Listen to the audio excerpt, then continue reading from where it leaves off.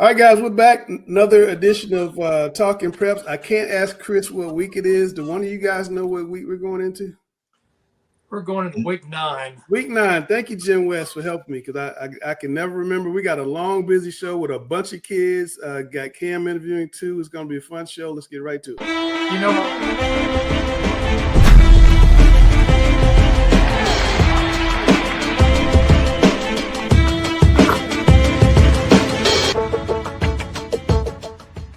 Chris, and unfortunately, Chris isn't here because guess what Chris did this weekend, fellas? He got married. Married again. Congratulations to Chris and Heather Hughes. Gary, Chris's anniversary is always going to be in the fall. What should he watch out for? Oh, that first anniversary is always special to the wife, and she's not going to understand why Chris wants to go watch a high school football game on their first anniversary. I went through the same thing, and my wife didn't understand. This was a little different, though, Gary. Yeah, and she was like, "You can let somebody else call plays, can't you?" I was like, "No." She said, "Well, you missed school." I said, "Well, missing a football game is different than missing school. There's 180 school days. There's only 10 football games." That's right. That's right. Well, congratulations to Chris. We will remind you next year, do not celebrate your anniversary on the football field and take Miss Heather somewhere nice. He had a great wedding downtown Charlotte. So congratulations to Chris.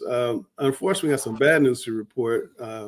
Jim, 3 Fayetteville Smith football players were killed in a car crash. Jahian Elliott, Trevor Merritt, and Nicholas Williams, according to Cumberland County school officials. I think we lost a young man in the Charlotte area early this year. Just your thoughts and prayers go out to the family, but do you have anything to add, Jim?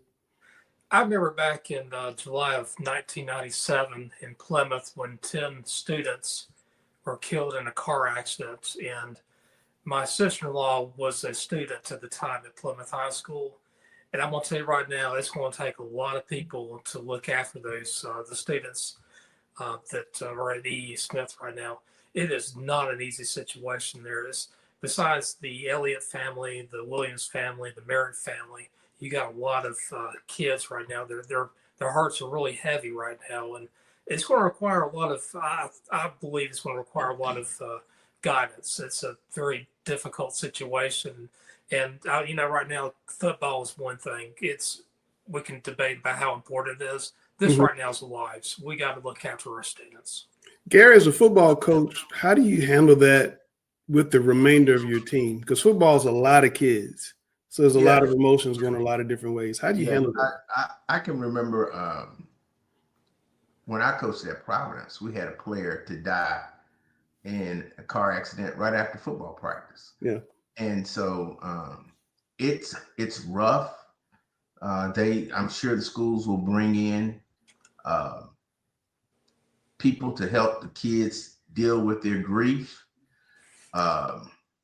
You just have to let the kids deal with the grief the way they see fit. But they didn't play the game Friday, did they? I'm not sure if they did. I think they had that Friday off. They had a bye. Okay. Unfortunately, they had the game off. But if they need another game, I think the state should. I don't think they should award them a win or a loss. Just say, hey, they only played 9 games. And just take that into consideration because, dealing with 1 is tough enough. Dealing with 3, 2 years ago, the University of Virginia dealt with 3 football players being murdered. Yeah. And they canceled the rest of their season. And that's understandable. Whatever this in the best interest of the rest of the kids, I think that's what they should do at E.E. Smith. Yeah, absolutely. That's a tough situation. Let's flip the script a little bit. Dale, you like linemen. And Charlotte Country Day has a lineman, Charlie Stouffer, 6'6", 320-pound junior.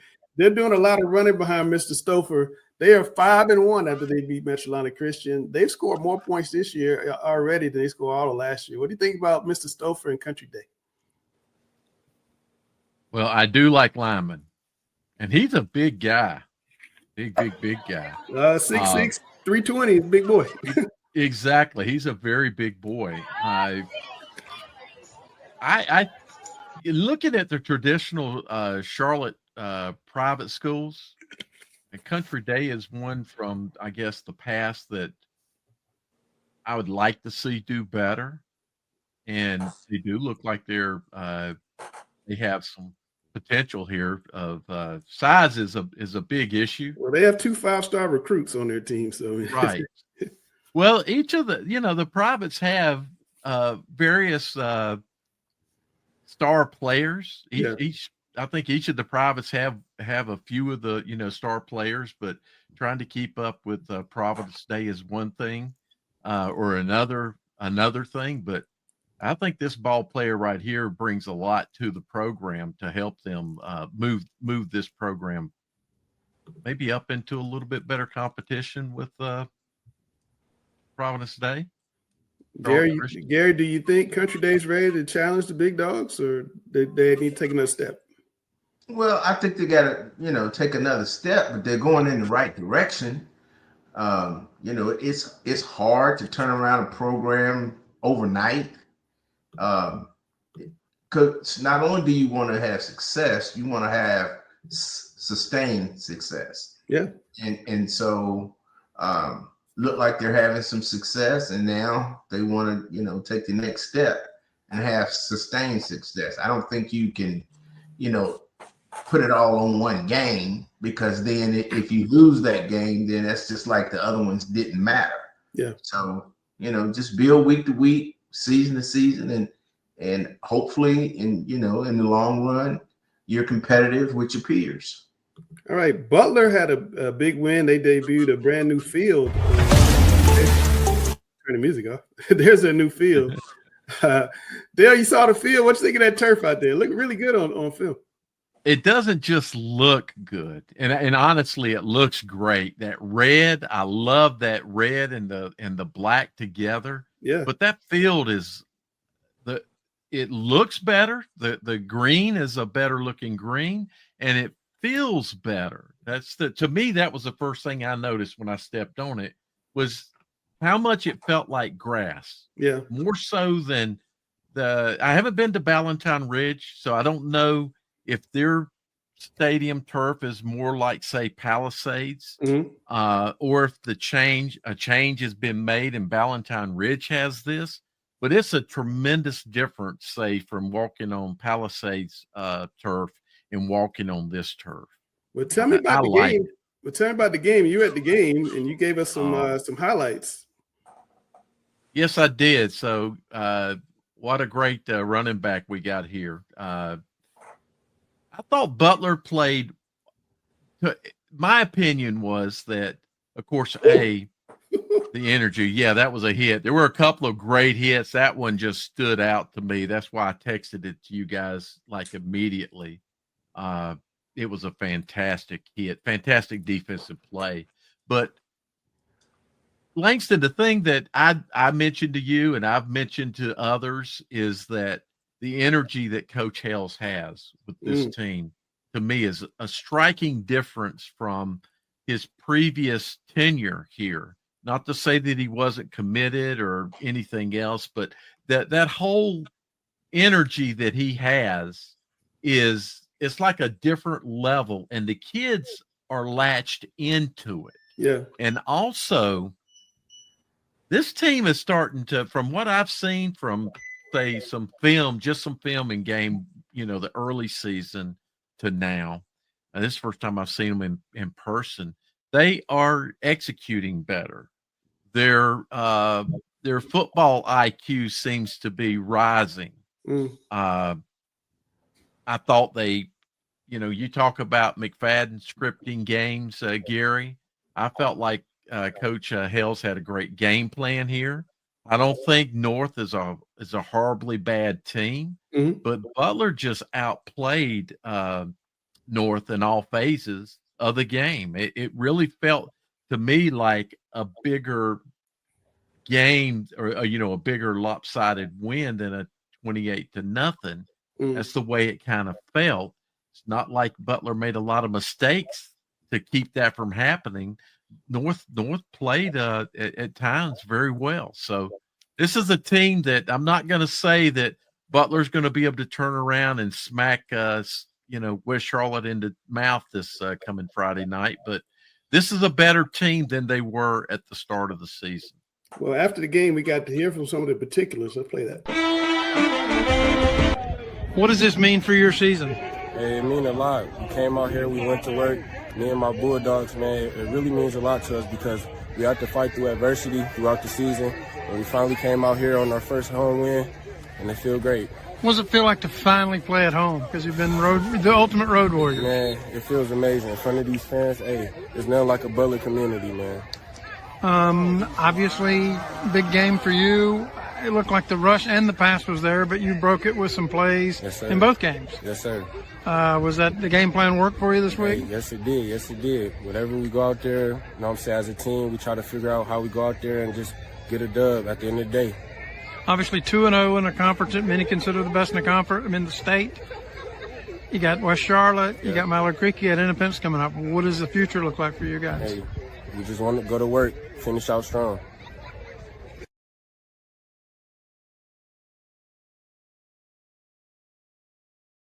Go to work. We play that game at Memorial Stadium, Langston. Say again. Can we play that game at Memorial Stadium? It'd be nice. Be like old days. It'd be like the old days. Like old days. All right, Jim, let's come up your way. How good is Riley Millbrook? Because every week I see them beating somebody pretty bad. Oh, I think Millbrook is your leading contender for 8A East. And not only do I think they're a leading contender, I think they can compete with anybody in the West. What is it that you think is going to – they haven't played the type of schedule some of the other teams have played, but you think they're handling business at a really high rate? I mean, they've beaten Louisville Road. They've beaten Rollsville. I mean, those teams are nothing to sneeze at whatsoever. Those are very strong programs. They got coaching. They got defense. They got offense. The one thing you won't hear much about Millbrook is they're very humble people. They don't have to I don't see them, promoting stuff. I don't see their players promoting themselves. Mm-hmm. If anything, the team pretty much promotes the school, which I love. They got a big old quarterback in Bryson Gray, 6'4", 195, having a really good year, 1267 passing, 14 tutties. And I hear a lot about Quentin Cipher. I've heard his name a lot from coaches up that way. They say this guy's impossible to block. It's going to be interesting to see. Jim said, and Chris has also said he thinks they can be a state championship contender. Could they meet up with a Huff or West Charlotte or whomever else in the 8A state championship game? It's going to be interesting. Definitely. Oh, Jim, I'll leave your room for a final thought, Jim. I'm sorry. Oh, okay. I'm sorry. I don't have my glasses with me. With Millbrook, they were just, again, a great team. And they're when you think of Wake County, there's only a couple of teams right now. You got, actually, I'm going to say 4 schools. You got Cardinal Gibbons in 7A, but in 8A, you got Leesville Road, you got Millbrook, and then you got Rollsville. And right now, Millbrook is a team that's probably the best in the triangle, which it's good to see that balance kind of shake in. The last 4 or 5 years has been all Cardinal Gibbons. Yeah. Millbrook is right there now.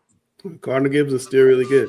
All right, Dale, I want to get your thoughts on Charlotte Latin because that's another team that, used to be, the standard bearer in private schools. Now they're 7-0. They got a big win against Cannon School, 38-17. Cannon actually closed that game to a touchdown late, and Cannon pulled away again. Now let's hear from them. Big win for you guys tonight. It was looking real tense there early fourth quarter when they started coming back on you. But then you busted out that long touchdown run. Was that kind of catch you by surprise? You were able to get through because you've been having some problems all night. We called one play, and I told our quarterback to we did a quick option. So I called the option because I read the holes. I seen it was open pre-snap, and just took it to the house.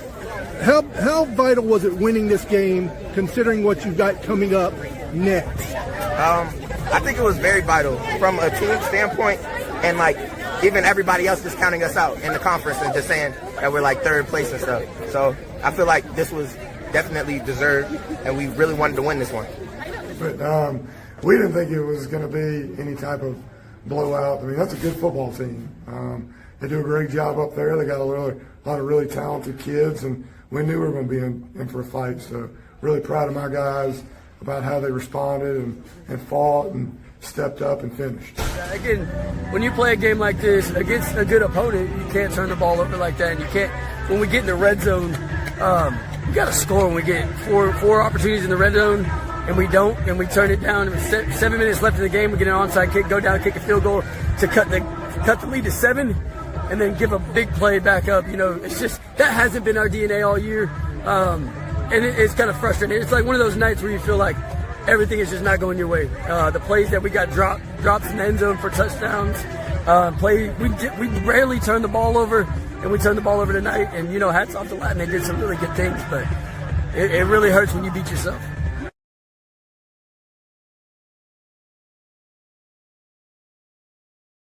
That man was coaching hard. He had no voice at the end of that. Dale, your thoughts on Charlotte Latin? They got number 1 Providence Day on Friday. So Langston, you know, Charlotte Latin, you mentioned it just before you went into the clips there. I remember when Charlotte Latin and Country Day were battling as the best teams in Charlotte, right? And that was a big game. They had a name for it. I attended it twice, one time at Memorial Stadium. They were always the contending teams to play. And then, you know, Charlotte Christian here and there, and Charlotte Christian got strong. And now, of course, we talk about Providence Day. So what is Latin? Latin's got to face all 3 of those schools over the next 3 weeks, right? Yes, they do. So as you look at the question you may ask or people may wonder is Charlotte Latin worthy of their 7-0 record right now? Well, we're going to find out. And I don't know how we measure it, because when we look at Providence Day, they're on a different level. Providence Day can compete with anybody, I think, in the state. Can Latin compete with anybody in the state? You know, I hate to say I'm going to say right now I don't think so, and I'm willing to be wrong. And can a Latin beat a Providence Day? I don't think so. But does that mean that's going to be clipped on Friday? Go ahead, Dave. That's right. We'll let it be clipped. Hey, if I'm wrong, I'll come back on next week and I'll say I'm wrong. Will you eat hot sauce? Will you drink hot sauce if you're wrong? You know, Dale is good at eating crow now. He doesn't mind. I got a whole little thing on my screen that says I was wrong, Dale. I was wrong. That's right. So we'll bring it back with the crown on and everything. Yeah. I got but here it is right here. Here it is.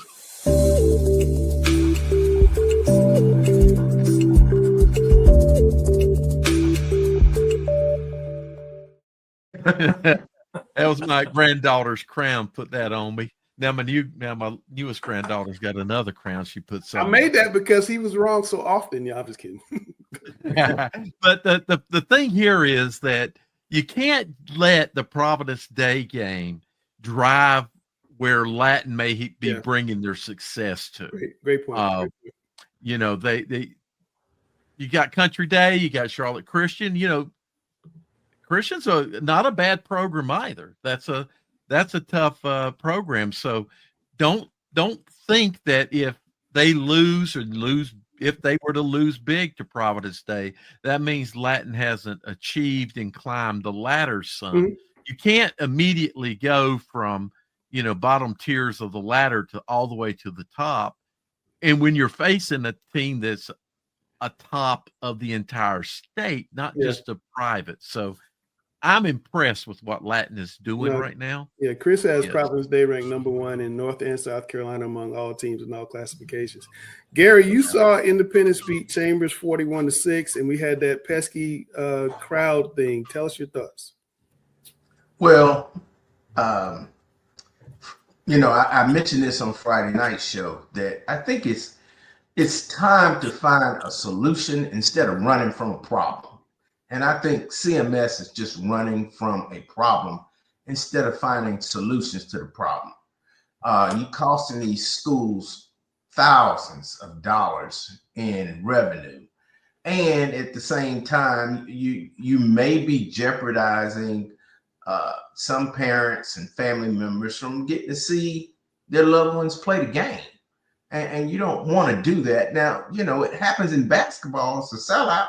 All right, people understand that. But they can look through the fence and see all these empty bleachers and say, well, why can't I go in? You know, we talked about what some solutions may be, but I really don't. Hold that thought. Coach versus coach is coming. Coach versus coach is coming. Hold that thought.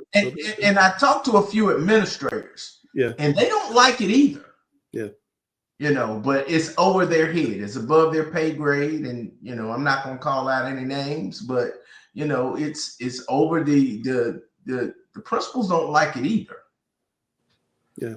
Well, it's going to continue. I'm sure we'll have more games this coming Friday that are going to be restricted. And the question is it going to go on into the playoffs? That's going to be a big question. So we'll see. But after this break, we're going to do the players of the week, and I'm going to see if I can be as good as Chris. Don't y'all judge me. Grade me on the curve.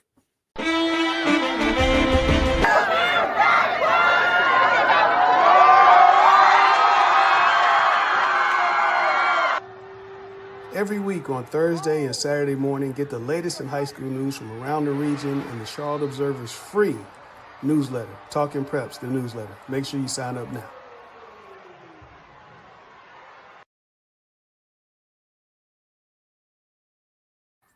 All right, y'all, I got to fill in for the guru. Oh, I can't say that word, Coach Hales. We're violating already. But I got to fill in for the number one voice high school football, Chris Hughes. Don't know how I do, but we'll see right after this.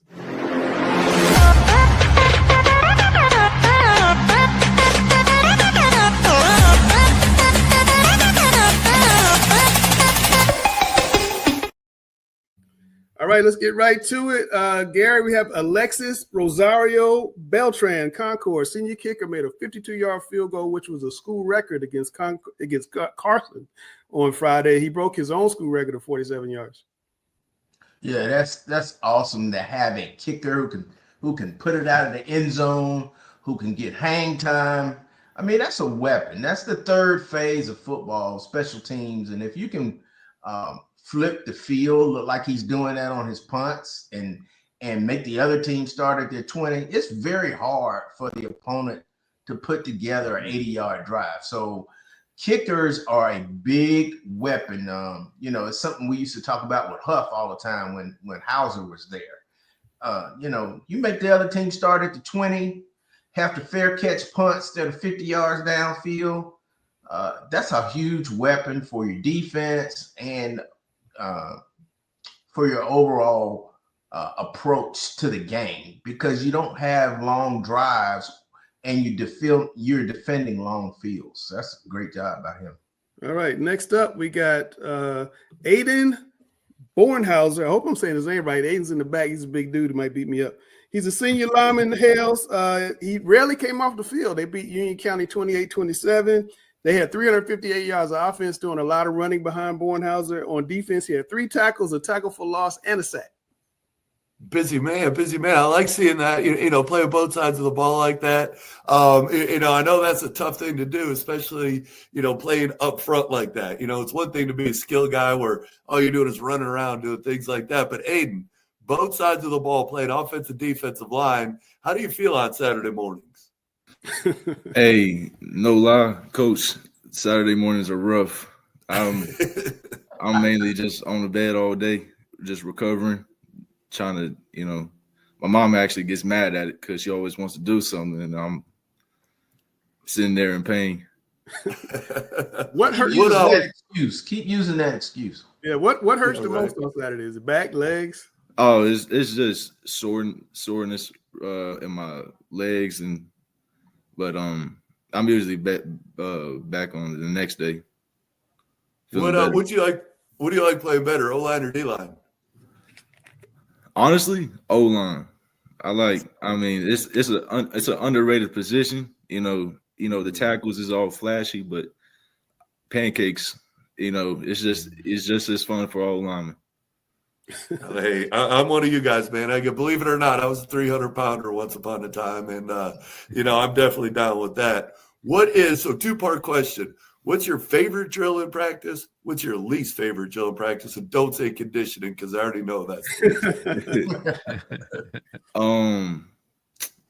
favorite drill is the board drill. You know, That's one-on-one, head-to-head competition right there. Yeah. And really just puts the bigger dog wins. We hear a lot about the board drill on this show. Coaches challenging players on the board drill. Would you ever go up against your coach on the board drill? Would he dare to challenge you on that? I actually have, some practices coaches will, suit up, trying to give us a challenge. Yeah. And actually, I beat my coach in the board drill. Your line coach or Coach Washington? Which one are we talking about? O-line coach. Okay. Have you ever gone against Coach Washington? No, sir. No, he was a bad man back in the day. That's what I hear. He was. I'm telling you, he was a bad man. Tell us about the season. How you guys doing so far this season? What are you expecting for the remainder of the year?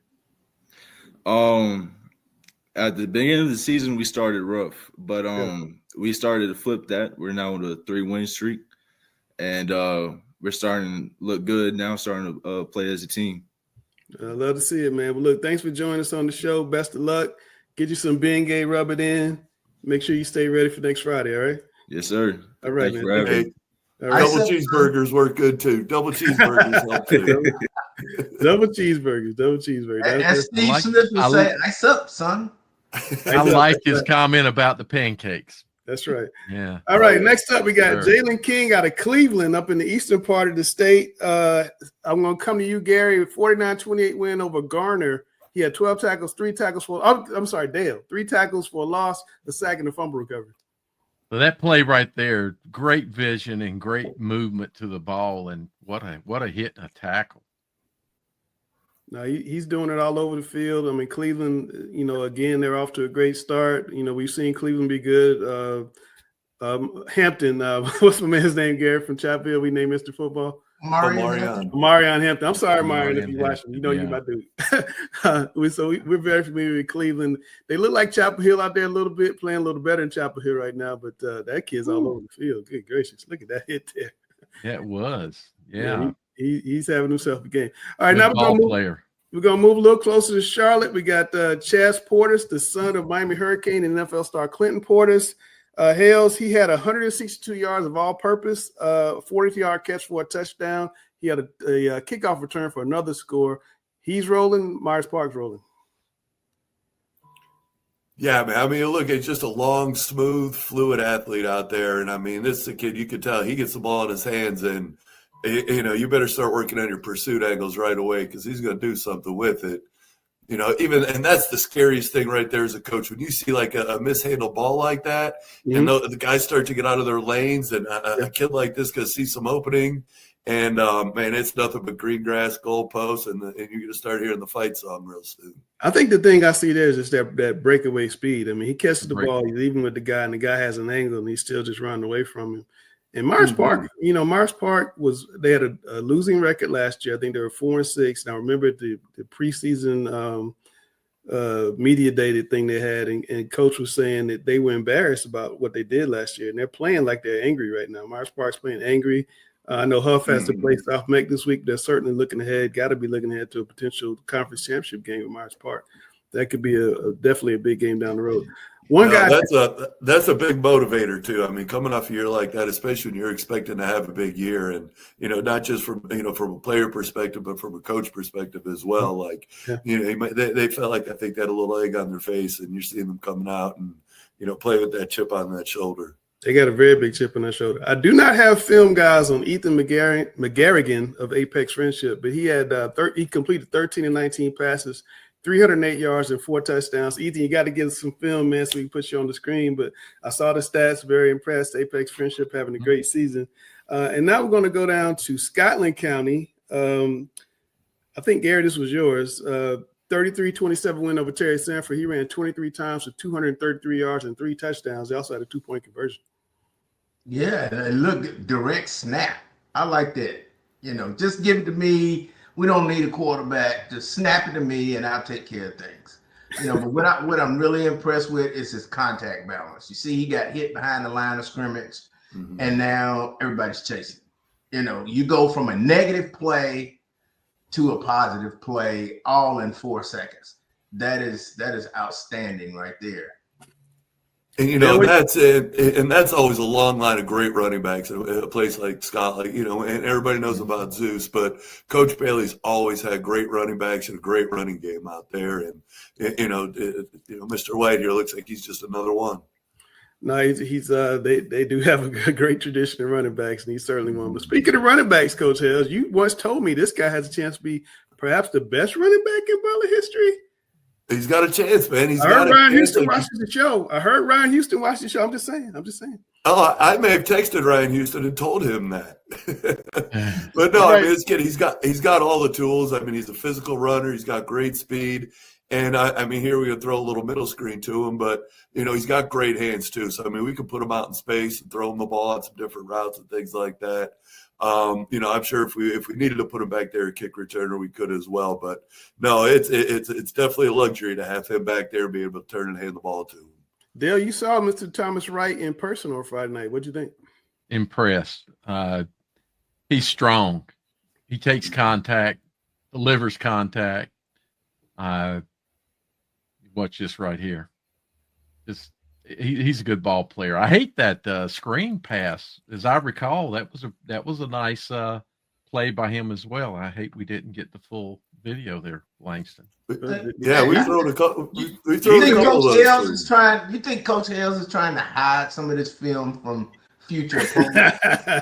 Is that why we're not getting the complete play? It's because Coach Hales.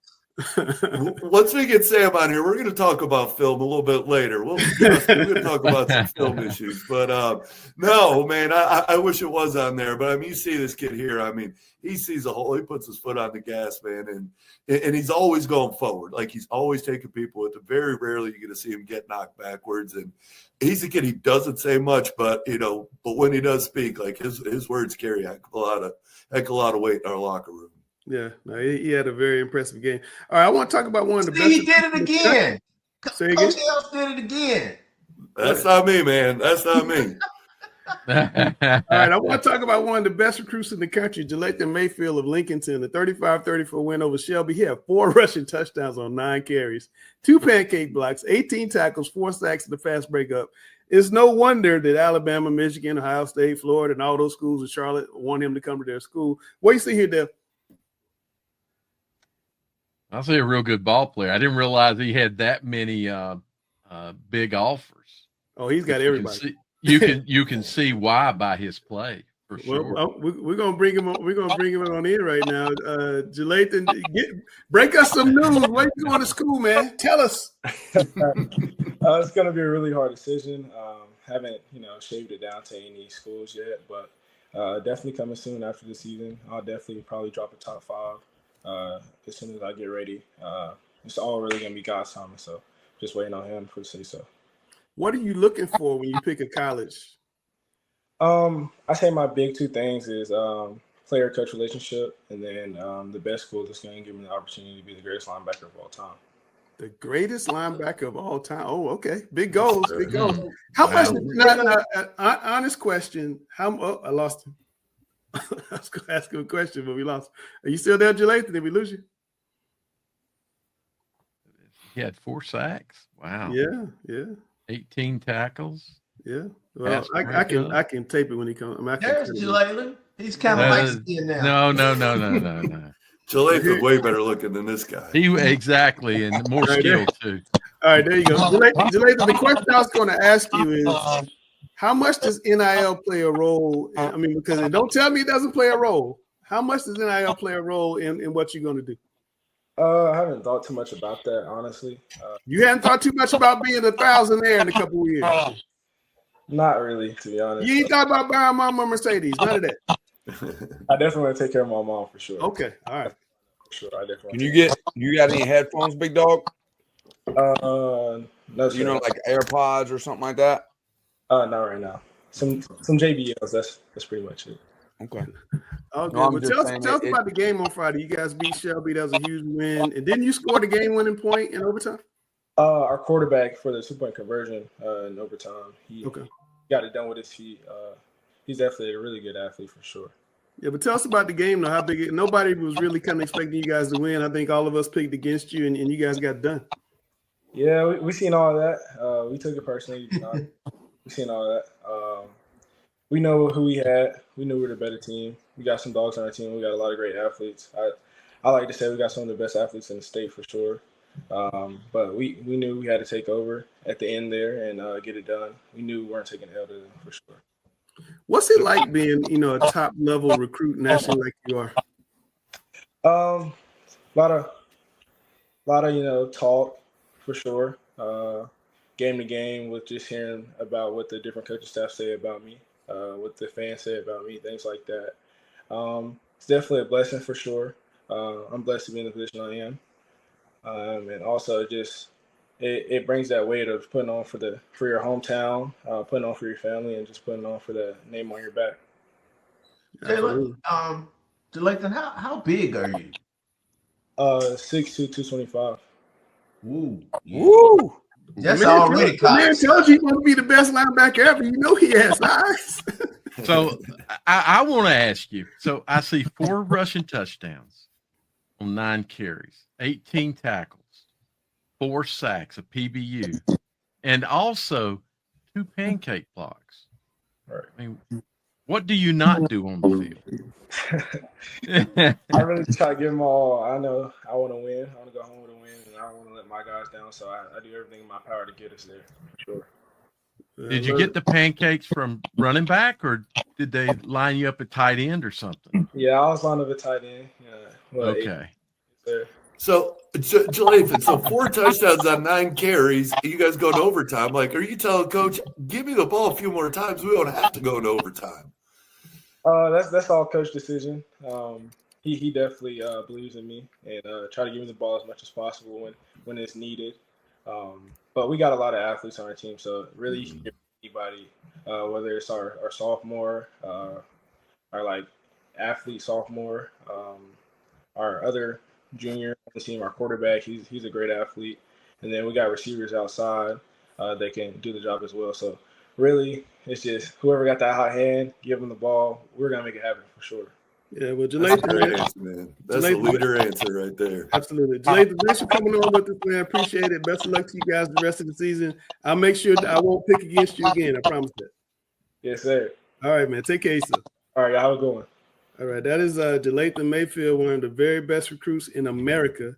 And then we got one guy left. Sam, since you just popped in from LSU, I'm going to put you to work. Tell us about Dallas Brannon of Independence. Virginia commit, had 14 tackles, 6 tackles for a loss. He blocked 2 punts. He had a sack and a 71-yard run against Chambers.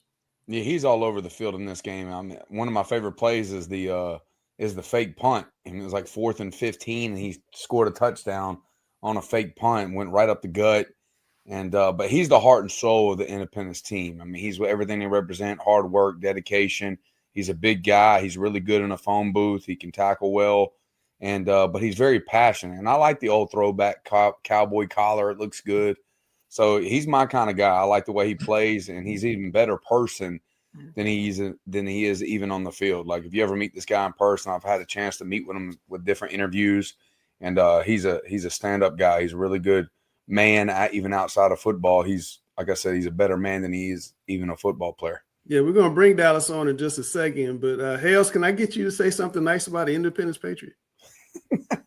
Absolutely. Oh, you mean now? Now. I think they do. Like, I remember back in the day, like they were green and gold, or green and yellow, whatever. It reminded me of allergy season. But, ever since they started going to these black uniforms, I think it's a tribute to us. Okay, so we're going to have to bring Dallas in so he can defend himself. So Dallas, one of the things that we understand is that you're being recruited by Virginia. Can you tell us about that and maybe how your schoolwork is playing into that? Yes, sir. So I'm a 4.4 student. That was one of the things that attracted Virginia alongside my football plan. But, Virginia's a great program. Tony Elliott, he's a great head coach. He invests into all the players. Truthfully, as men, also as football players, was something I like. And they've just been consistent in my recruitment since the start. Never blew smoke, never mirrors. It was always straight up, just showed love, and they've been consistent to the end. So that's what I liked about Virginia. And then, having a high academic school to go to is also a plus to set me up for the future. What do you want Do to you major have in? any thoughts on what you're going to study when you get there? I'm gonna go in undecided, but I've had thoughts about studying biology or business. Biology. Oh my goodness. Well, I he said he's smart, know man. some others are going to say something, but I heard a comment about you that really kind of goes back to when I played. They were very popular. They weren't as nice as they are now, but a cowboy collar. You wear a cowboy collar. How do Yes, you that's correct. That's see? old school. Let's talk So, about the cowboy collar. We want to know about the cowboy collar. When did that come into yeah, play? I So want to it know came how he around my sees. sophomore year. Sophomore year, we was playing Providence, and I had took a hit, and like my head had like bounced back, and my dad was like, "Yeah, we can't be having none of that." So he went to some place, I don't know where he went, got a cowboy collar put on my pads, and said, "You are not taking this off until you graduate." So that's where it came from. Sounds like you've been I back think to you went the to a time machine. But yeah, that's where it came from, and then it's just been a part of my swag ever since. So I had to embrace it. Hey, I That's a want to good ask you, look, Dallas, man. Dallas, I wanted to ask you, the past 2 weeks you guys played under that CMS restriction at West Charlotte, home against Chambers on Friday. You're likely to have it again against Mallard Creek. They're limiting the tickets. They're not allowing as many people to come for safety reasons. Did you notice a smaller crowd the last couple of weeks? You know, it's tough as a player. You know, you want to play in big time environments, especially for big time games with the crowd restrictions. You know, it's caused by some actions from some of my peers. So you know, but I think sometimes it could be an overreaction to some things going on. But at the end of the day, you know, as a high school player, especially you want your games to be packed out and playing in front of big crowds. Like I think our senior night is restricted by tickets also, so that's kind of crazy thinking about it too. Um, so you know, I feel like it's kind of hurting the experience for some of the athletes as well. Yeah, is it disappointing to have that happen? None of my family has missed the games, but it's definitely disappointing. Especially on our homecoming night, seeing the chamber side kind of empty and some of our side a little bit empty. Even playing the West Charlotte game, playing in that game my sophomore year, seeing how packed out it was then, and then seeing it now, you know, it was kind of disappointing. All right, Coach Hales is here. Tell us what makes the Butler rivalry special. So the Butler Indy rivalry is special. Just in the fact that you know a lot of the kids on both sides. Like outside of football, we hang out. Outside of football, we see each other. You know, we in close proximity, so we gonna see each other all the time. So that's the best part of the rivalry, and then just the whole part of Mid Hill coming out to watch us. And the best thing playing for McFadden, he keeps it real as a head coach. Like he'll tell me when I'm playing bad, when I'm sucking, what I need to work on, just constantly making me improve on the field by tough love. So that's definitely the best thing about playing by him. He never settles for his expectations. All right, Dallas, man. Thank you for coming on. We appreciate you. We'll catch you. We'll get you back on. That was kind of-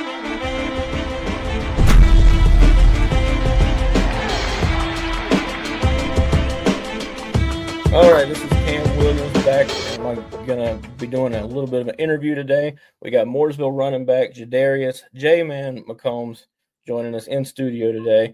Okay, I got to ask, where did the nickname J-Man come from? Did you give yourself that name? Or no, I got else? the name when I was, I think I was about 4 or 5.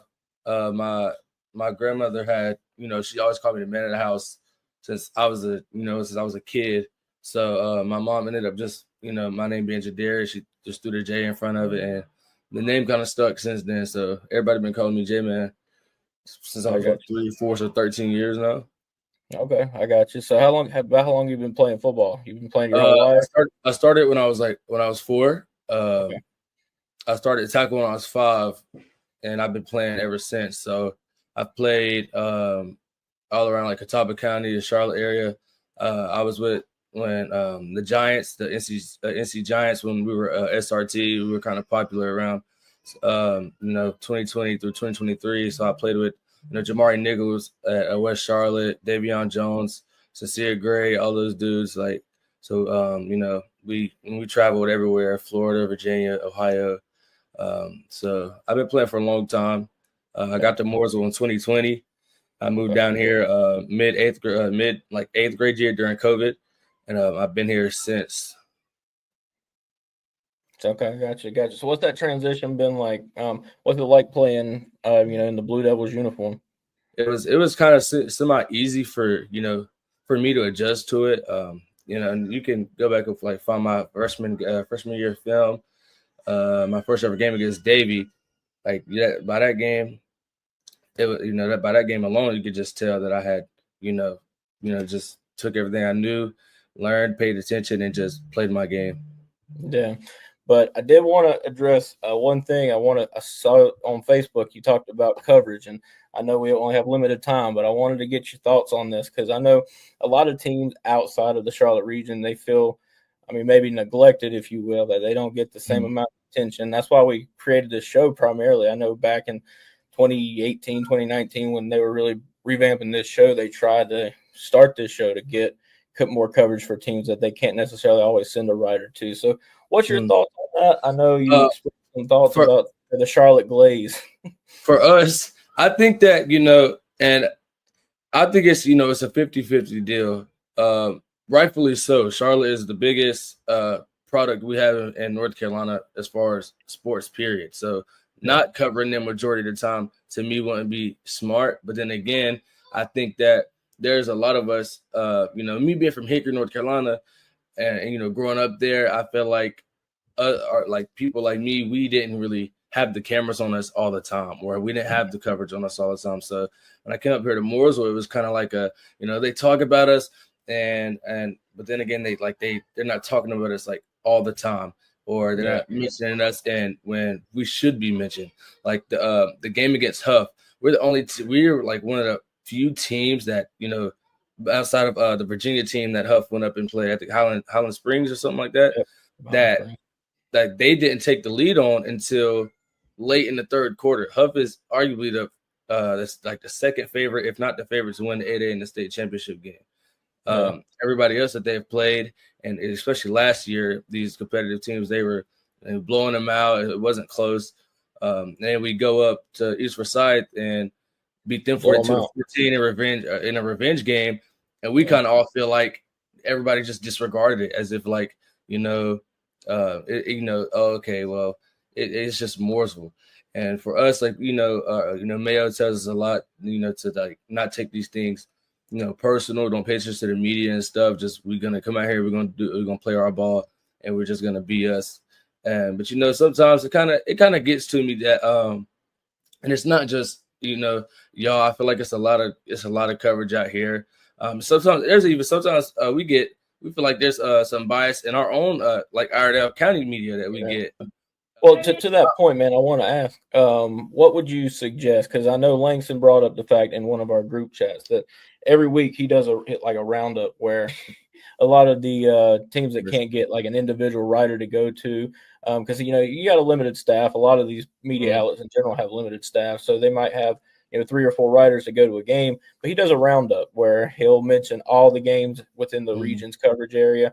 But what would you suggest? Maybe spread the love around a little more, or just I don't know. I would say our first 5 games: Weddington first, A.R. Brown, and then Sun Valley, A.R. Brown, Huff, and then East Forsyth. Those 5 games alone, anybody could have came to, and I feel like that. Just like the Weddington game was week 1, it was probably, in my opinion, was the least talked about game matchup. That could be a potential matchup we'll see them again in the playoffs that nobody talked about. And I'm not even talking about after the game. I mean before the game. So it was like I just feel like the coverage can be better, a little bit better for us, because I feel like, especially this year with the schedule that we've played, because a lot of times in the past years, a lot of people feel like our schedule was kind of soft, and we didn't really have a lot of great games on the schedule. And now that we have played those games, and we were able to go out and compete with these teams that we've had on here and getting battle ready, battle tested for the playoffs, I feel like that they should come out to our games more. I would agree that maybe 1 or 2 games a year you should definitely try to send a writer out too. And if I'm not mistaken, there was probably a writer at that game against Huff. I could be wrong, but I do think he did send a freelancer out to that one. But last question I got for you, I did want to ask about the selection to the Queen City Senior Bowl and just what that means to you and kind of, the excitement level for that. What it means to me is, another big step forward for me, honestly. Like, these past couple of years, being here at Mooresville, I've watched countless of seniors get selected for the game and for the Sharon Bowl down, I think, South Carolina with, Jeff Taylor and those dudes. So it's just a big step for me because how hard I've, worked to get there. My sophomore year, I feel like I had a major sophomore slump in the 12 years I've been playing football. It was kind of hard for me to, adjust coming out of that season when we lost to Tabor in the second round, 14-19 as a 3 seed. And, I kind of had to self-reflect and look back on what did I not do for my team that I should have been doing that entire year. And to be honest, I wasn't focused on playing my game. And then you see I come out junior year and I had turned it, flipped the script completely because, the week after we lost to Tabor, I was back out in training already. And this is late November, right after Thanksgiving. So, and I kind of kept that same mentality coming into senior year, knowing I would be the starter for all, the rest of the year. And we had this schedule coming up. So I knew that, I'm going to have to be at my best and be elite to match these other elite teams. And I feel like I've done that for 7 straight games. And I don't plan to change anything else about it. Even in the Queen City Senior Bowl, the East is going to get every single ounce of effort and urgency to, from me that, I play with every single game against any opponent. So the West, I definitely feel like, we should be the favorites to win because I'm not going to say because I'm on the team, but I feel like that's part of the reason. So, that's just, it's a big accomplishment for me. And on top of that, I don't know if you saw it or not, but I just became 6th in Mooresville history to pass the 2K century mark. Since 2007, right behind Jawan Howe. So, wow. That's very impressive for me. And, so the Senior Bowl just been on top of that and winning Homecoming King this Friday is just, I'm grateful. Couldn't be more blessed. Well, I hear you, Jadarius, man. I appreciate you coming on kind of last minute. I know I texted you kind of randomly last night saying I wanted you to come on because I saw your post. And look, it's something that I sympathize with. Everybody deserves coverage. Everybody that's going out there and working their butts off deserves the recognition. But really appreciate you coming on, man, and look forward to seeing the rest of your games. Langston, make sure to cover that Lake Norman Mooresville game.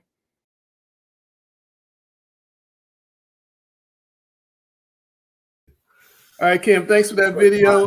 Now it's time for Jim West to do his Chris Hughes impression. I hope you do well. Don't grade Jim on the curve. Here's Jim West, Big Three. Thank you so much, Langston. I had to bet on my old man eyes just to make sure I remember who I picked here. Cleveland at Southeast Raleigh. I'll tell you what, Cleveland is the team to beat in the 7A. And Southeast Raleigh is one of those teams that are just kind of nipping on their heels. They're kind of there with Garner and a couple other teams are just like maybe a little bit behind Cardinal Gibbons. This is a game to watch out. I think Cleveland's going to win. I'm going to say probably 10 to 13 points, but I would not say it's out of – it would not shock me if Southeast Raleigh picks up an upset. Next game, Cardinal Gibbons of Middle Creek. I always have a bit of a connection with Middle Creek simply because my ancestors used to own that land. It used to be nothing but tobacco fields off of Westlake School Road. So Cardinal Gibbons, they're the team right now in 7A that's got probably the best history in the East for the last 5 or 6 years. They still are just loaded as can be. Middle Creek is, I'm going to say this is probably the best Middle Creek team we've seen in the last 7-8 years. I expect a really good one. Middle Creek 6A, Cardinal Gibbons 7A. I'm going to give Cardinal Gibbons probably a touchdown favored. Now, going really down east, anything east of I-95 is what I call east. I'm sure the people in Washington County and Terrell County and so forth would agree with that. New Bern and Conley. Conley's over in, I'm going to say between Winterville, Greenville area. They have a really good team. New Bern is a team that's always been around. They've won their rings.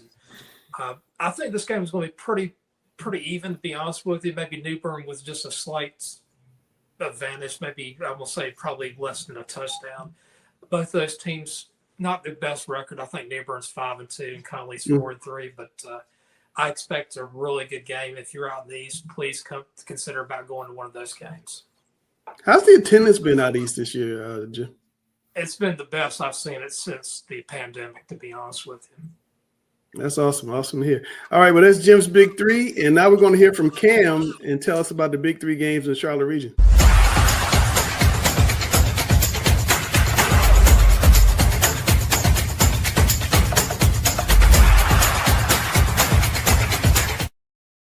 All right, here I am, Cam, back for his Big Three games of the week.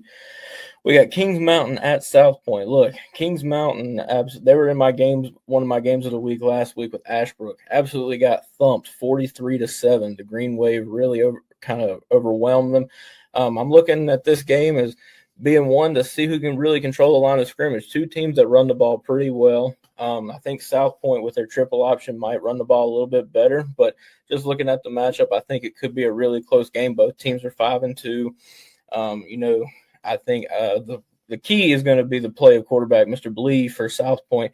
If he is able to pass as well as he's known to run the ball, I think the Red Raiders could spring a bit of an upset here. Some might not even consider this an upset. But then moving on down, Porter Ridge at Weddington. The Pirates are 6-2, but this is definitely a different kind of test than anything they've seen all year. Weddington at 7-1. They've got playmakers all over the field on offense and defense.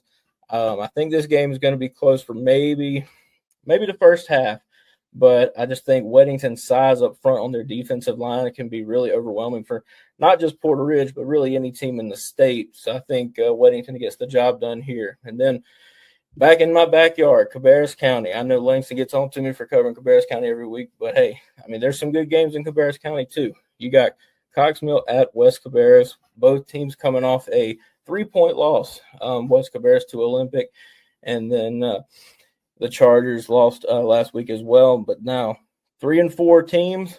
Both teams run the ball pretty well. I know Jonte Harrison, the quarterback for West Cabarrus, he's big guy. He's like 6'2", 230. He can really run the ball pretty well. But these teams are ranked 141st for West Cabarrus and 157th for Cox Mill. Both teams putting up around 20 points a game. I like this game to be pretty deadlocked, pretty even. So the team that's going to come out on top is going to be the team that commits the least amount of penalties. I know both these teams can rack up some penalties just seeing a few of their games this year. So whoever plays the cleanest game is going to come out on top. And that's Cam's Big Three. Dale, did Cam miss one? Oh, there's a big game in Hickory. Yeah. East Lincoln Hickory is going to be a big one. That's always a huge game. It's his Big Three. So everybody don't always agree with me, as you guys remind me in the chat every week. So we do. We don't cut you any slack, do we? No, you don't. All right, Sam Griner. Kennedy Tinsley has an East roster ready to beat this West team. What are you going to do to stop these fellas when the Queen City Senior Bowl comes around in December? Honestly, I will think about that after our regular season of regular football. I'm super excited and stoked about a lot of the players on there, because you see them, you play against these guys on the West. I think we got a great roster. I was talking with Sneed the other day from Hopewell. He's part of the staff. And I'm excited about the game. I'll be even more excited if we're able to win the game before this game. Hales, have you coached in the Senior Bowl? Absolutely, man. I got the win in the first ever Queen City Senior Bowl. There we go. Tell us about that week. What's that week like? Well, the first thing is the way we did it, then like all the coaches got together and picked a team. So that was the first thing, is just kind of get together with everybody, guys that you compete against and, all that stuff. And then when you actually get to the practices and get to meet all these kids for the first time, and they're all great kids. I mean, you don't get to an all-star game like this without being a hard worker and, a talented kid. So just to be able to spend time with all these kids, and you put together some game plans along the way. But, and I had Joe Evans on my staff too. We had a couple trick plays. I think our first touchdown was a double pass we threw. And, but no, it's so much fun to coach in these games. And, like I said, it's the bonding with the coaches, but then just being able to get with these players that you compete against all year too.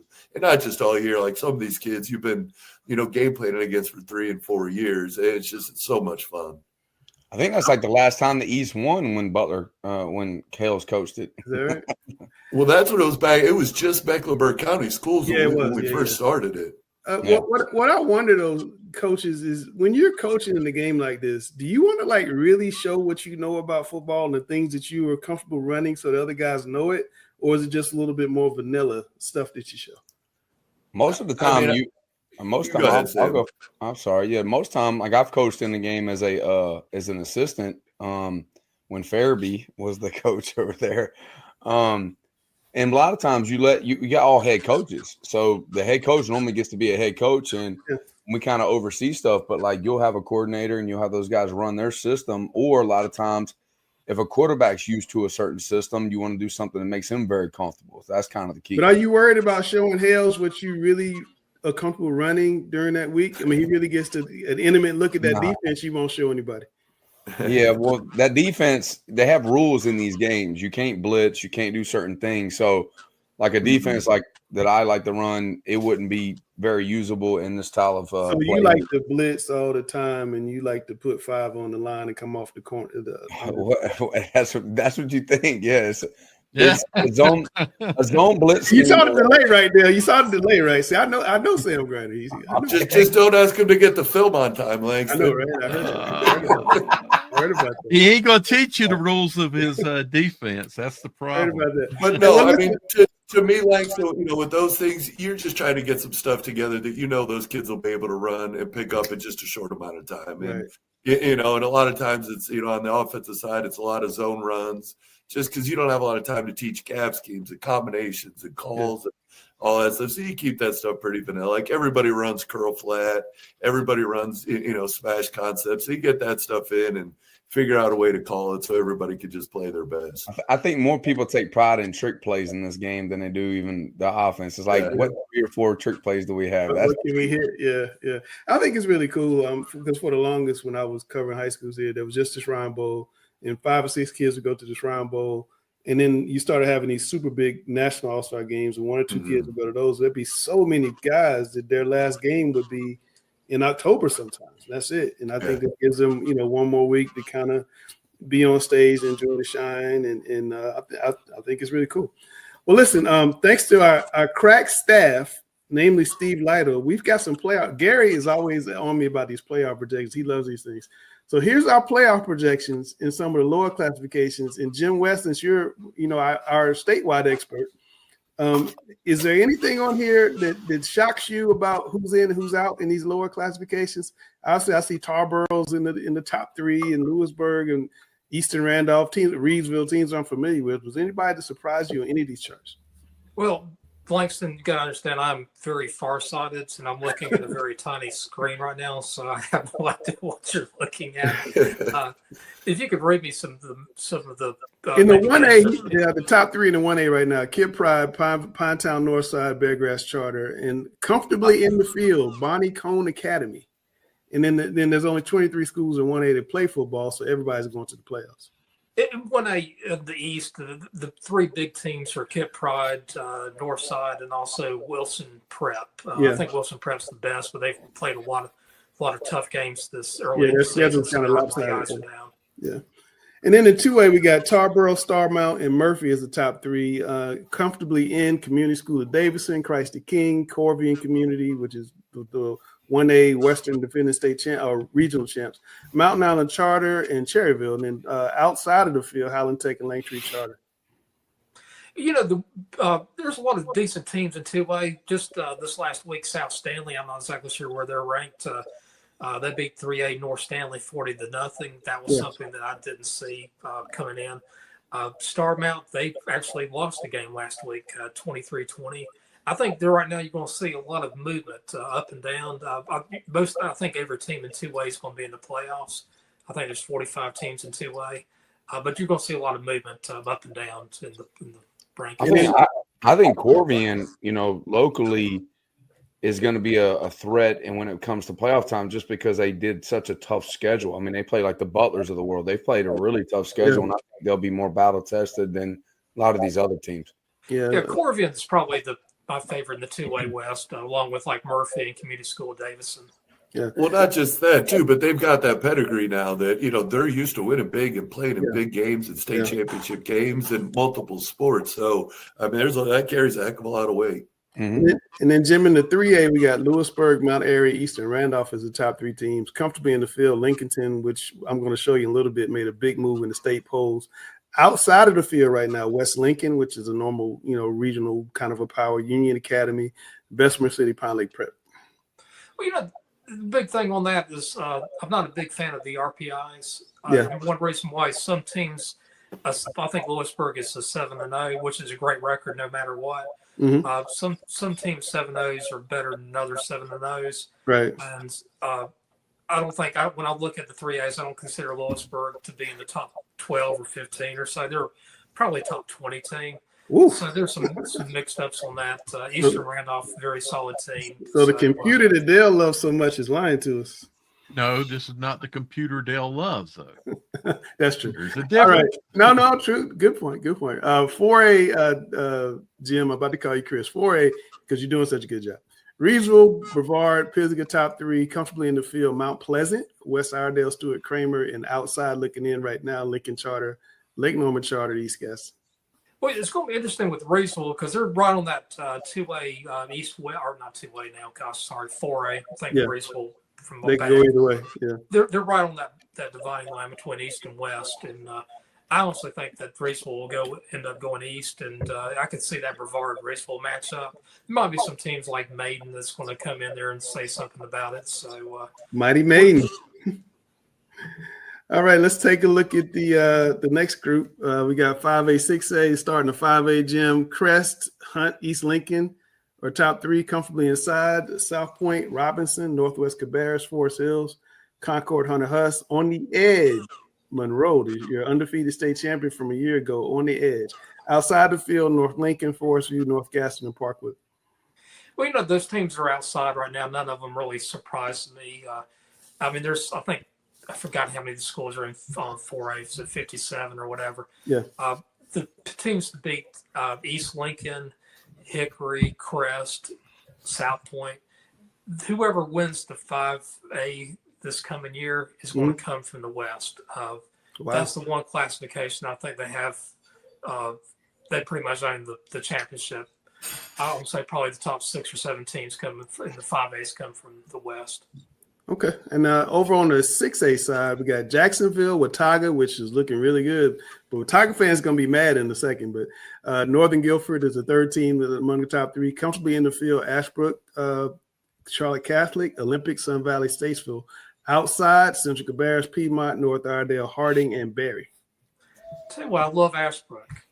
That's to me, that's the team in the West. I know a lot of people are talking about Watauga. And no offense to anybody from over in Watauga. Dell and I have talked about that. A lot of times they'll have a great season and then they have to meet somebody and they lose unexpectedly. History is not necessarily the best way to predict what's going to happen this year, but Watauga is definitely in the mix. In the East, I like 71st. I like Jacksonville. Jacksonville right now is a team that's on fire. Yeah. Dale has his finger up. Now, back at the 5A, I just was reading the analysis, and I didn't realize it says the Red Hawks were out of the field a week ago. So obviously, you can change your positioning of making it into the playoffs if your RPI improves, which means your opponents win some games and you win some games. But that's I don't know that a Monroe team is a team that should be, how do I put that, not in the playoffs. They could be.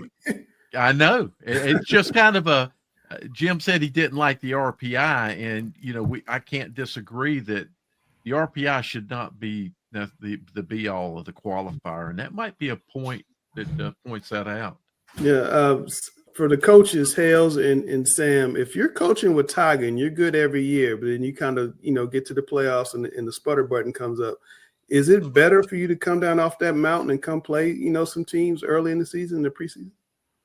Yeah, I would think so. I mean, you look at what happened, really up here in Greensboro in those areas the last couple of years that, for a while they weren't really coming out and playing a lot of people. But, now they're getting more into these bigger games and playing more teams. And, it's going to sound biased, but they're playing more Charlotte teams, more Mecklenburg County teams, and, force you to play a little bit better early on. And, I think with Watauga, it's usually a Charlotte school that ended up knocking them out. I know it's been Mallard, it's been Independence, so I do think coming out and trying to get into some of these games early in the year is going to be beneficial because, especially the speed aspect of it, unless you're used to seeing it, it's just different. Like we talked for years to our kids about, playing Richmond County and like, there's fast and then there's Richmond fast. Like there's just different types of speed and it matters, no matter how cold it gets, like, that speed's still going to be a big issue. Sam, can we get a West Charlotte Watauga home and home? Oh, without a doubt. Yeah, I would love that. I would love to play Watauga. Good RPI for both teams. But I think that they, like in 6A, you're not going to see a lot of Charlotte teams in 6A. So they're probably, but it'd be good if they did play somebody just to recognize the speed and be able to see, or go to Cleveland County because that's normally who they're going to match up with to get out of the West. Probably in 6A is somebody from Cleveland County. You play a Crest or you play, either Ashbrook, who's dominant this year. You do something in those first 4 or 5 games, depending on how many they had in their conference. I would always play somebody. I mean, we did that this year, and I think we're a lot better from it, even though we took 2 losses. But I think that it's very important to see where you're at, to see who you are so you can adjust. You don't want to adjust in the playoffs. You want to adjust during the regular season. This is two. Well, I think hold on, Hales.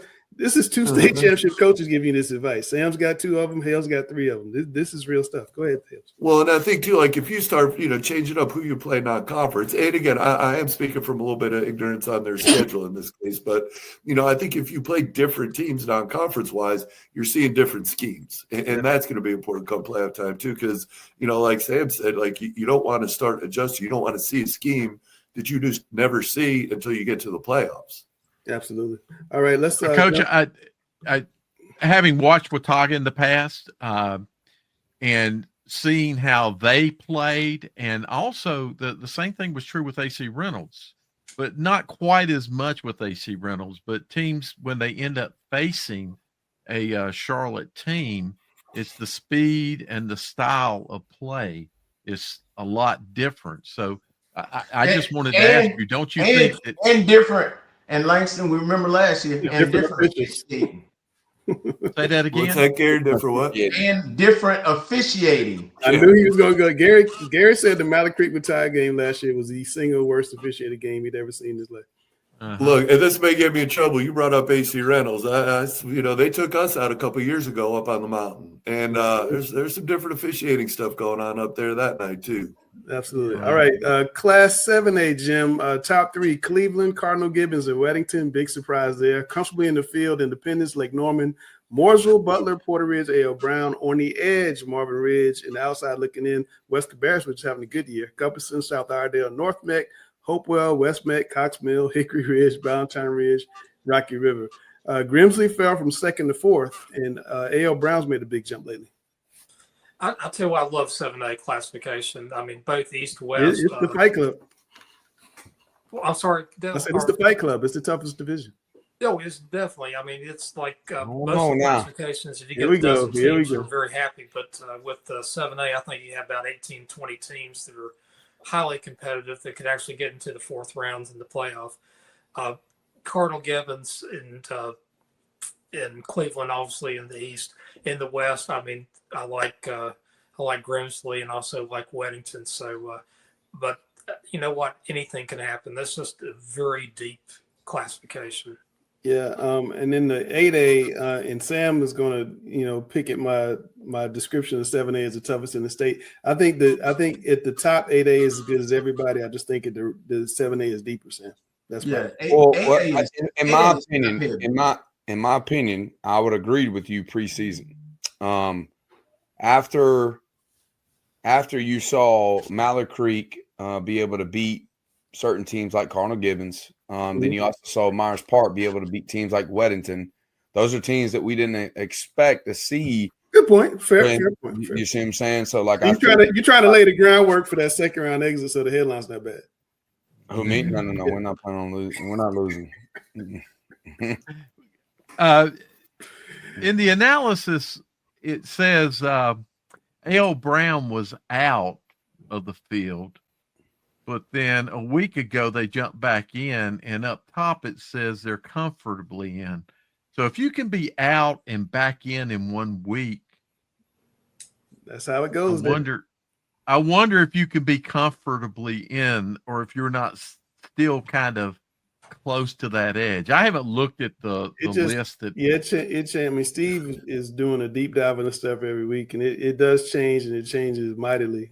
In the 8A, Jim, the top 3: Huff, Pinecrest, Hoggart, comfortably in. Mallard Creek, Myers Park, West Charlotte, South Meck, Palisades, Providence, Ardukale. On the edge, Chambers. Out of the field, East Meck and Gary. Pinecrest and Hoggart, both of them were good teams, but I don't think they're even probably in the top 8 or so. Maybe Hoggart. Maybe Hoggart's a top 8 team. But so Millbrook is coming out of the East. Yeah, Millbrook is definitely the team to me. But the other team that really look out in the East is Jordan over in Durham. Yeah, they're unbeaten. Yeah. I heard Jordan. There's a chance Jordan jumps into the West. Right. Wow. That's the one thing. If Jordan goes to the West, that's going to upset the apple cart a little bit in the West. Jordan and West Charlotte, second round. And I'll tell you right now, that Jordan team is a team to watch out for. Jim, give me your prediction, and I'll put Sam in the back if you want me to. But give me your prediction. Who's the 8A finalists? Who's in the East and West? Who are the finalists? The West, I will go with Millbrook, and the East, or excuse me, East Millbrook, and West Charlotte. So if Sam wasn't on the screen, what would you say? I'd say West Charlotte. I don't care if it's either going to be, to me, it's West Charlotte and Huff. I think West Charlotte gets the edge at this point, but we'll see what happens in 6 weeks. West Charlotte might fall flat, but right now I got West Charlotte. Could happen. Let's take a look. Extra point. Huh? Oh yeah, definitely miss extra point, or need a punter to put it down past midfield. Our punter's fine. We got a great not bad. Yeah, this punter's not bad. You can't find anybody in that big old school who can kick a football up in some uprights. What do you think I do during the spring? Like, he kicks the football. We got another. I thought you was master recruiter. You can't go get a kicker. You the best kicker in the world. You trying to get me in trouble, master? The R word. Use the R word. No, I'm trying to point out the fact that you're not, because if you were, you'd have a kicker. Oh, trust me. Tell me.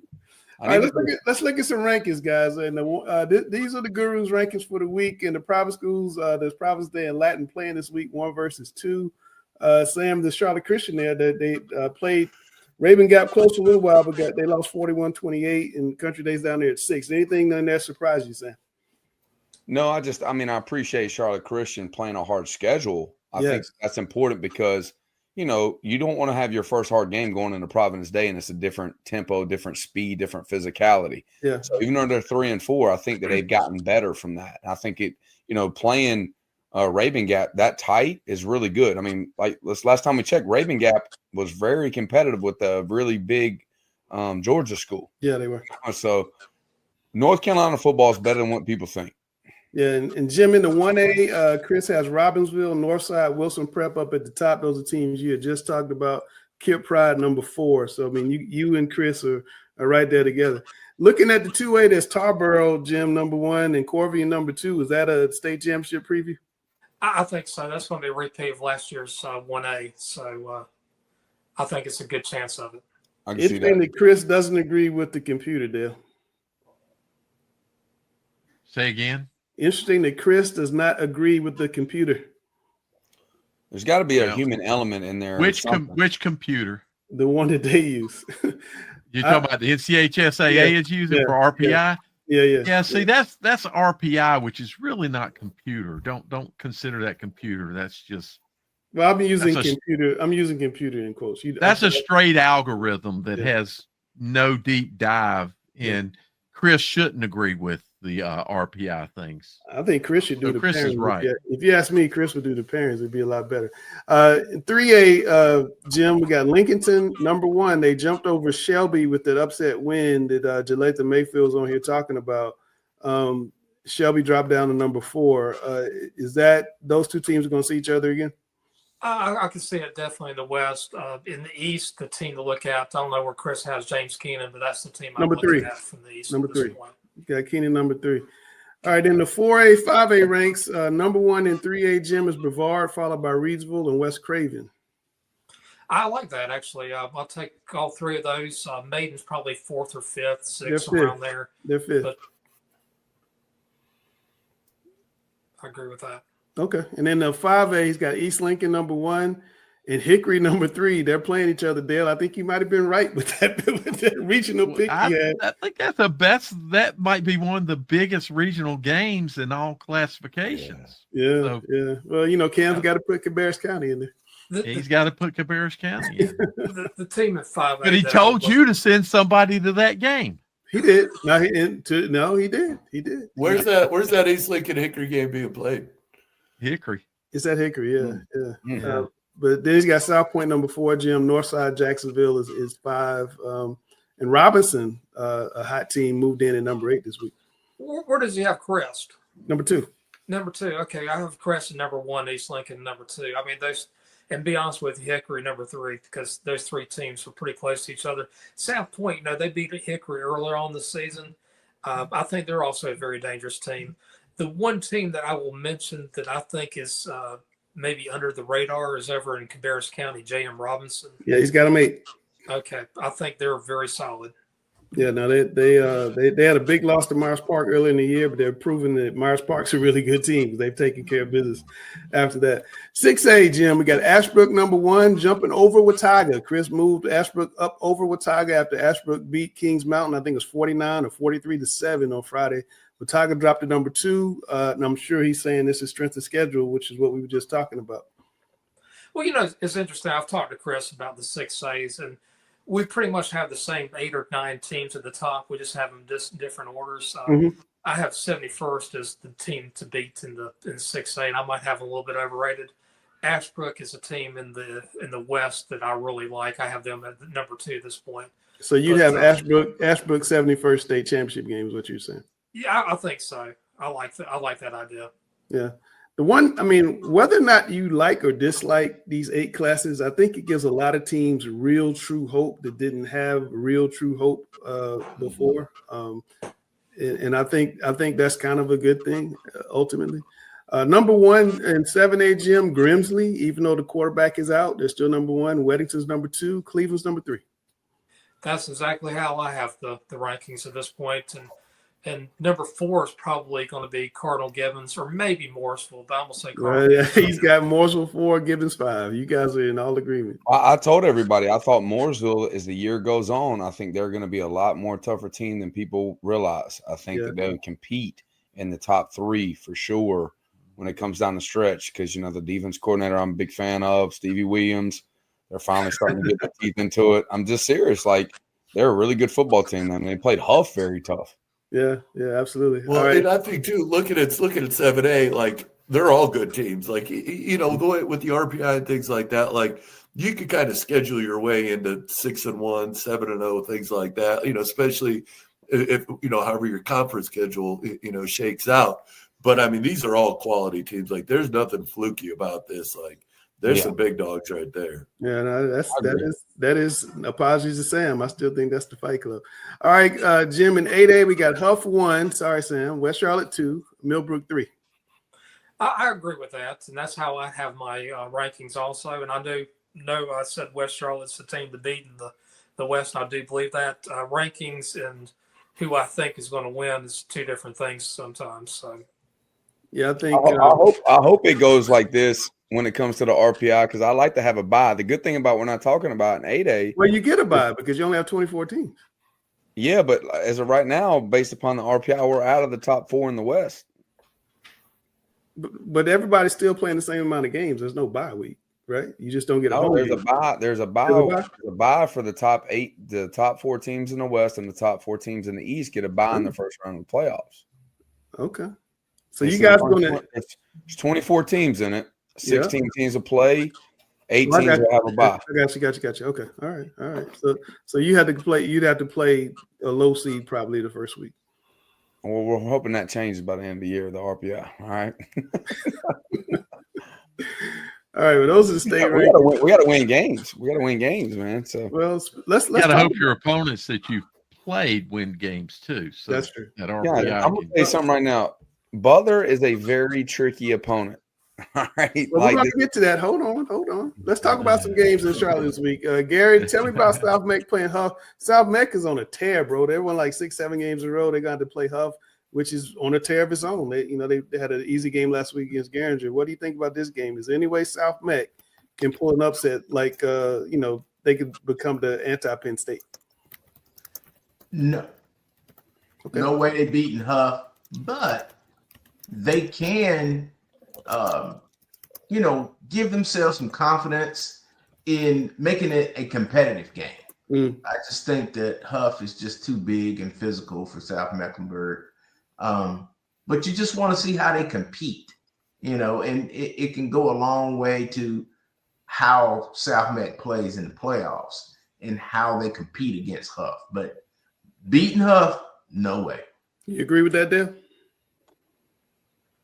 I think for the most part, I agree with that. I wouldn't say no way because there's always something that can happen, but it would take a lot of things to happen. I feel that this is going to be a very, very tough game for South Mecklenburg in all phases of the game. Mm-hmm. The question is going to be how they react afterwards. Now, I could be wrong again on another. I would have to be really, really, really wrong and wear both my granddaughter's crowns and a few other things. But it's a bad matchup. A bad matchup. This is just not a good matchup, but maybe they can learn some things as far as resiliency, being able to, where are they at Saturday morning? Where's their mindset next week? How do they go into this game? You can still go into the game a big underdog and, maybe he takes full play clock every snap and extends. I mean, those are the kind of things I would do. I would find ways to have that clock run, shorten the game so that I don't walk out of there, losing 48 or 49 or 50 some points. Yeah, exactly. If you can, with the new rules of not getting a running clock versus a team like Huff, then you're a good football team. I mean, they're going to run and clock most everybody they're going to play, in their conference and anybody else. So I think that if they keep this game in tight, but they run the ball extremely well, but Huff's linebackers are really good at stopping the run. I think you got to be able to have a number 2 and number 3 receiver because the number 1 receiver is going to have a hard time going against their guy. So you got to have some depth at receiver to be able to hurt. You don't want to throw at that guy, first of all. Don't throw over there. Well, there's two things that South's going to see. Even they if West haven't Charlotte gets seen. the Huff, I would advise you don't throw over there. Well, Sam, there's two. Langston, there's two things that South will see they haven't seen, and that's going to be speed. They haven't seen speed like this. Yes, and they're going to see physicality that they have not seen, and this is like a whole nother level of physicality. No, I agree. But Sam, I'm talking about Samari Matthews of Huff. You don't throw at him because when you do throw at him, he gets it and he becomes this. He's a big kid too. Yeah, he's a good player. I would tell you to tell number 4 for West Charlotte, don't throw over there.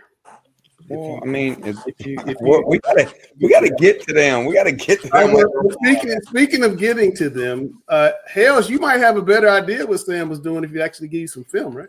He's got the film now. Calm down. I do now. Gosh, you're sitting here saying you had all this film on us already. I've been waiting all day for it. But no, listen, man, I'm telling you, this is, like I told our coaches this morning, man, this is a different role for us. Like he got a great team over there. I mean, they're big, but they're fast. I mean, there's not a lot of stuff that they can't do. I mean, if they wanted to, they could play that cat defense where you line up on this cat, you line up on that cat, it just goes, and that's talent all around. But it's not just talent. I mean, you could tell. I mean, they're defending state champ, so it's a different role for us. I mean, usually we're, going into a game plan meeting thinking, all right, how do we not screw this up and lose to these guys? Now it's how are we going to beat these guys? Like, what do we have to do? What things have we seen, that we could try to take advantage of? And I mean, we're absolutely going to have our hands full Friday night, but 7:00, that ball's going to go up. We're still going to be there. That's right. Sam, you've been very vocal about your respect for Hales and how much you look up to Hales. How do you avoid, having, that big brother syndrome? Oh yeah. I mean, it's there. It's definitely there. I thought I had a pretty decent team at Hickory Ridge in the past, and I played against them, and we were tight with them for a half, and then they started taking it to us. He just coaches a very physical team. They play together. They combo block on the offensive line. A lot of people don't understand that Hales is one of the best offensive line gurus there is. And so, like, as the year progresses, their rules get better and better and better. So you're going to have to really hurt this team with speed. You're going to have to be able to mess up the rules. If they're able to just get right at us and go, shorten the clock up, check what Hales, get down to the play clock, 5 seconds to go, snapping the ball. When they shake down with Hales, it's going to say special.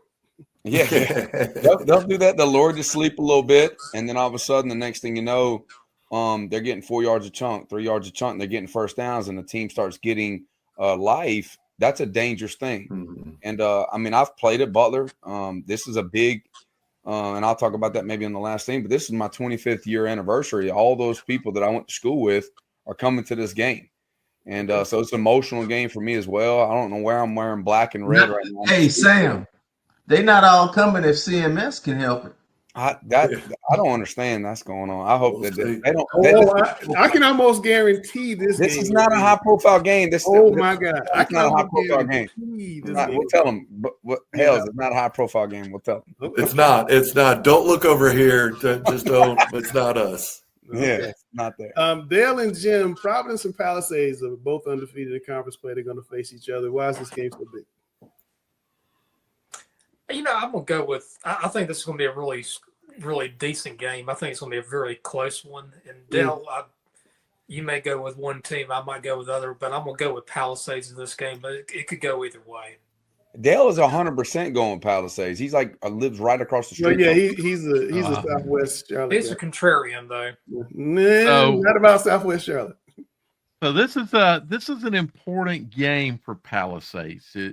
People said that the Audrey Kell was, important game of getting past them, but I believe this is a more important game because you don't want to think once you win a game, I can just coast to the rest of the season. Right. But this is the block to the conference championship that Simmons and those guys are after.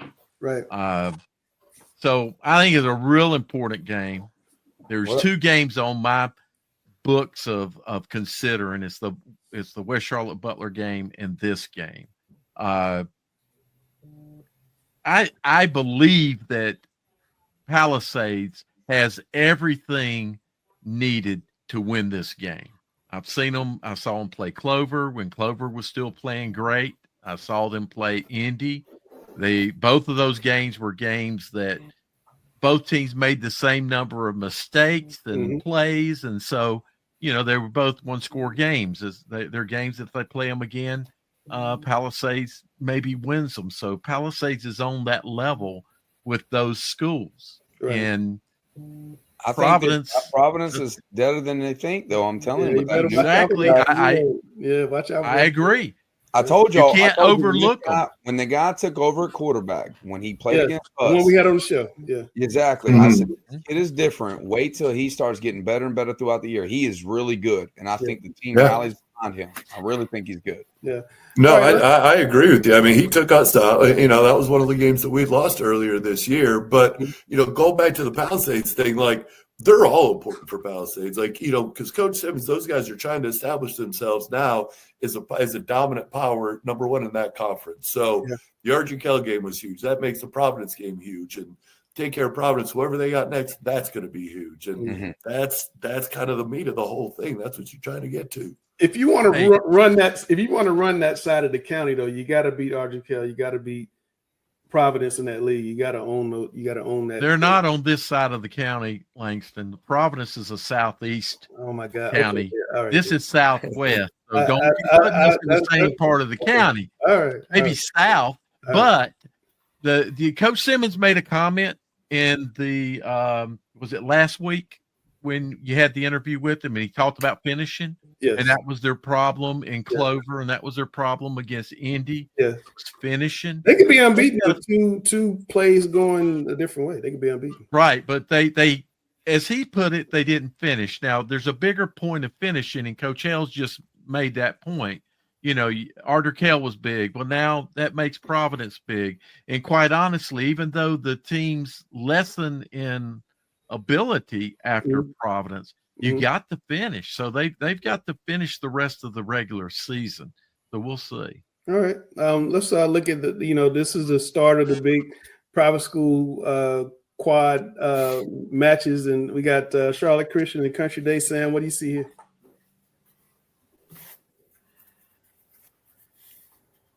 You got to come off mute, though, Sam.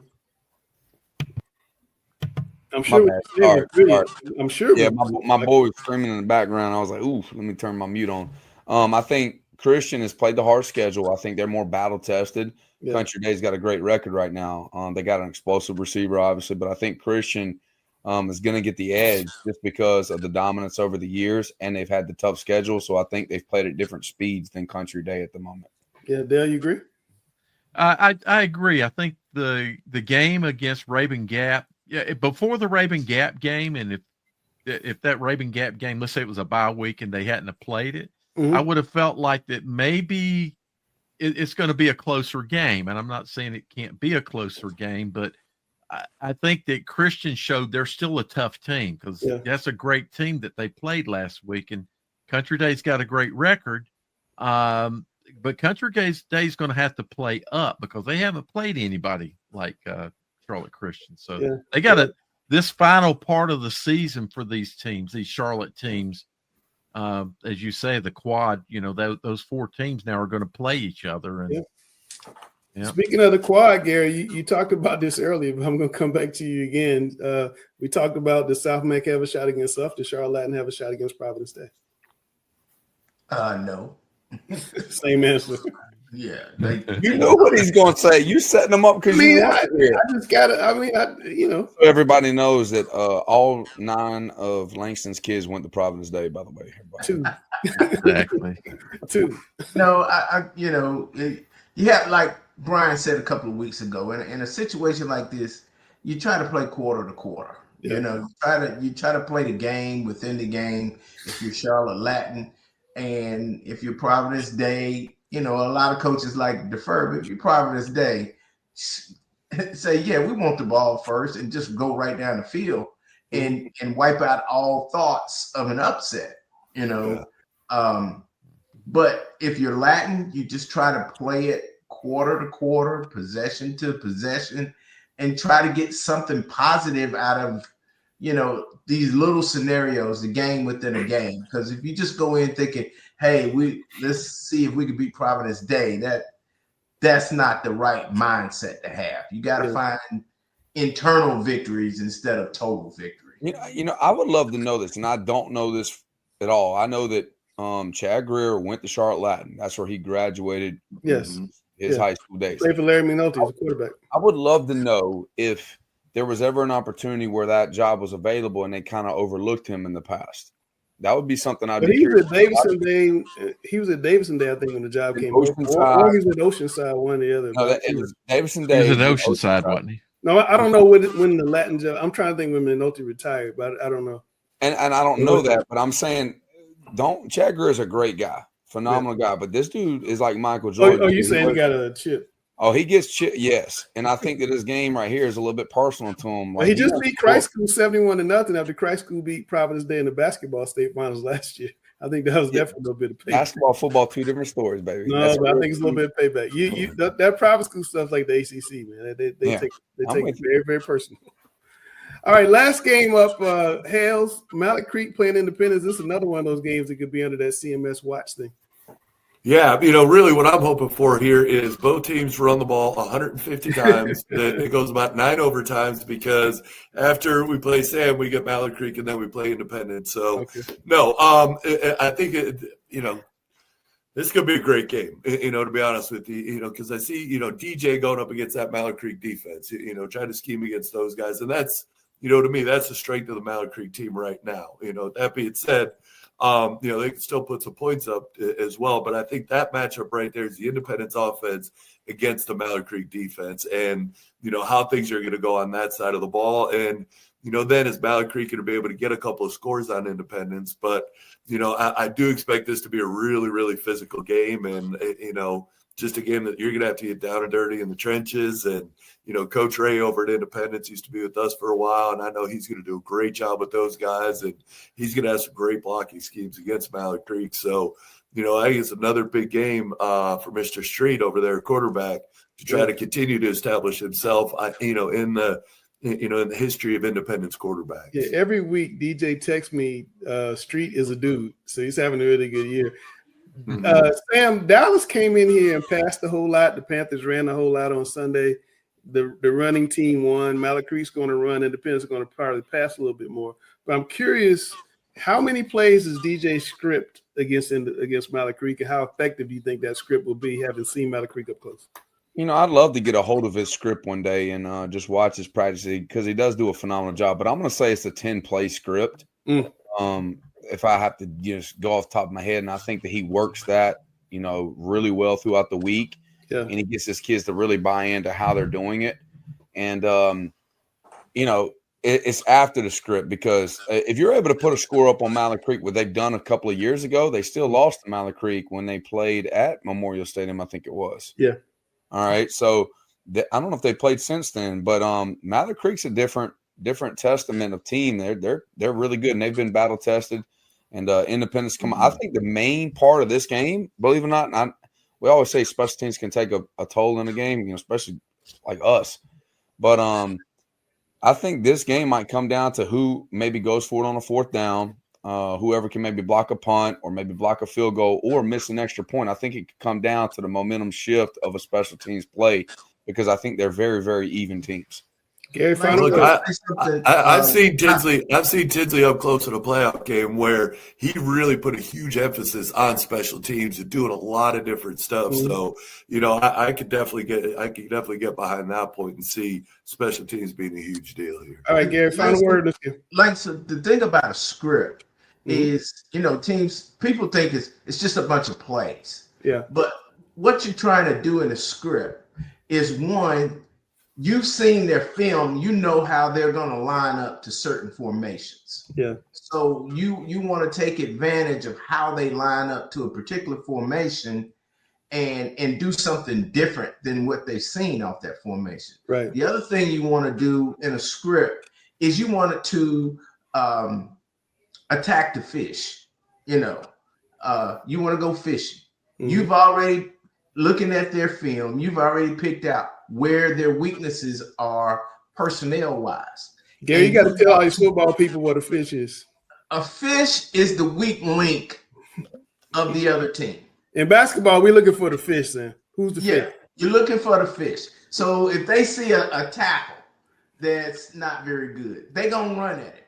If they see a corner that gives too much cushion because he's scared of getting beat, then they're going to throw a lot of hitches at him and make him come up and make a tackle.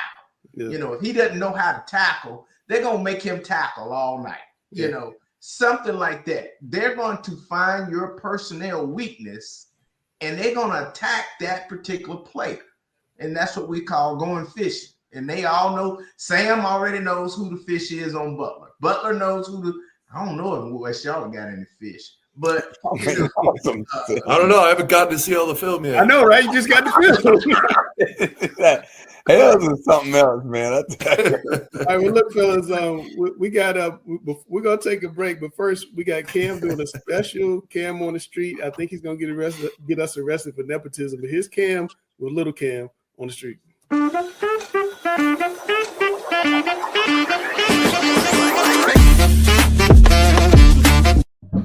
All right. here, Cam, back on the streets. Very special edition of Cam on the Streets this week. We got my brother, Hayden Williams, linebacker for the West Cabarrus Wolverines. 60 seconds, random questions. If you had one food to eat for the rest of your life, what would it be? Probably sushi. Sushi? All right. Jordan or LeBron? Definitely Jordan. Why Jordan? Just all around better player, and he makes the players that play around him better. I feel that. And one thing Pablo want me to ask you, is it Pet Smart or Pet Smart? It's definitely Pet Smart with Pet and then Smart. I got you. And so what is your go-to hype music before a game? Definitely rap or just any type of like pop or white girl music. White girl. What rapper? I'm gonna have to go Lil Baby or NBA YoungBoy. And so what's your go-to cookout order? I know you go to cookout after every game. Oh, I'm gonna have to get me a double cheeseburger tray with a chicken wrap. I feel that.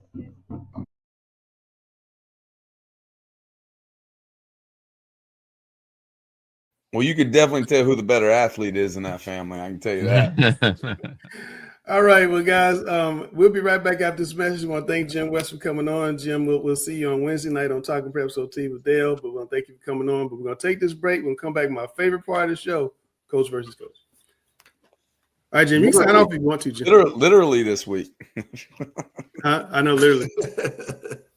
Jim, you can sign off if you want to. We're done with you. All right, guys. Take care of yourself. Good seeing you, Jim. All right, so I'm going to play Chris again. Dale, I'm going to put you in the back. And take Jim out. And Chris is over here, right? Isn't Chris right there normally? He's right where you're at. Okay. Yeah. And all right, guys, we're back for Coach versus Coach. I can't use that word, Hills. I'm not the number one voice of high school football. I'm going to try to imitate him. And I think we're supposed to lock the doors. That's right. Do this. All right. There you go. You're the sub. Welcome to another edition of Thunderdome.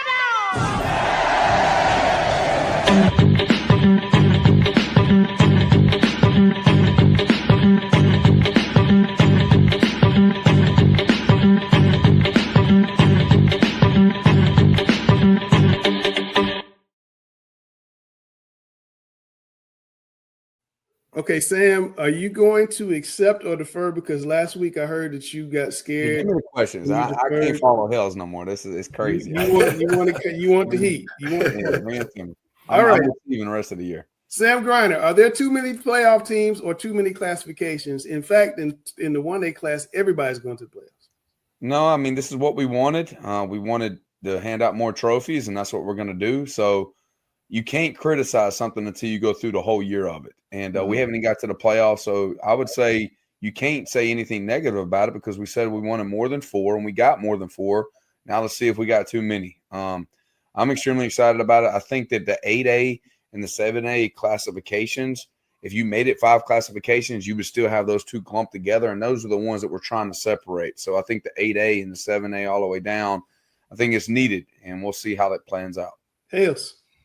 Yeah, I agree. Like we don't know yet, until these things actually happen and we see how it shakes out. But I mean, why not? I think it was you that brought up the point earlier in the show. It's just more opportunities for more people to win a state championship. And like I just don't understand people who get mad about it. But it's too many state champions. Like, who cares? Like, it don't cost you anything. Like, let them play. If you want to have a state championship for 6 people, let us have a state champion for 6 people. Like, just like everybody stop being mad about it. Like, let's just go ahead and let these kids play. Have a great time.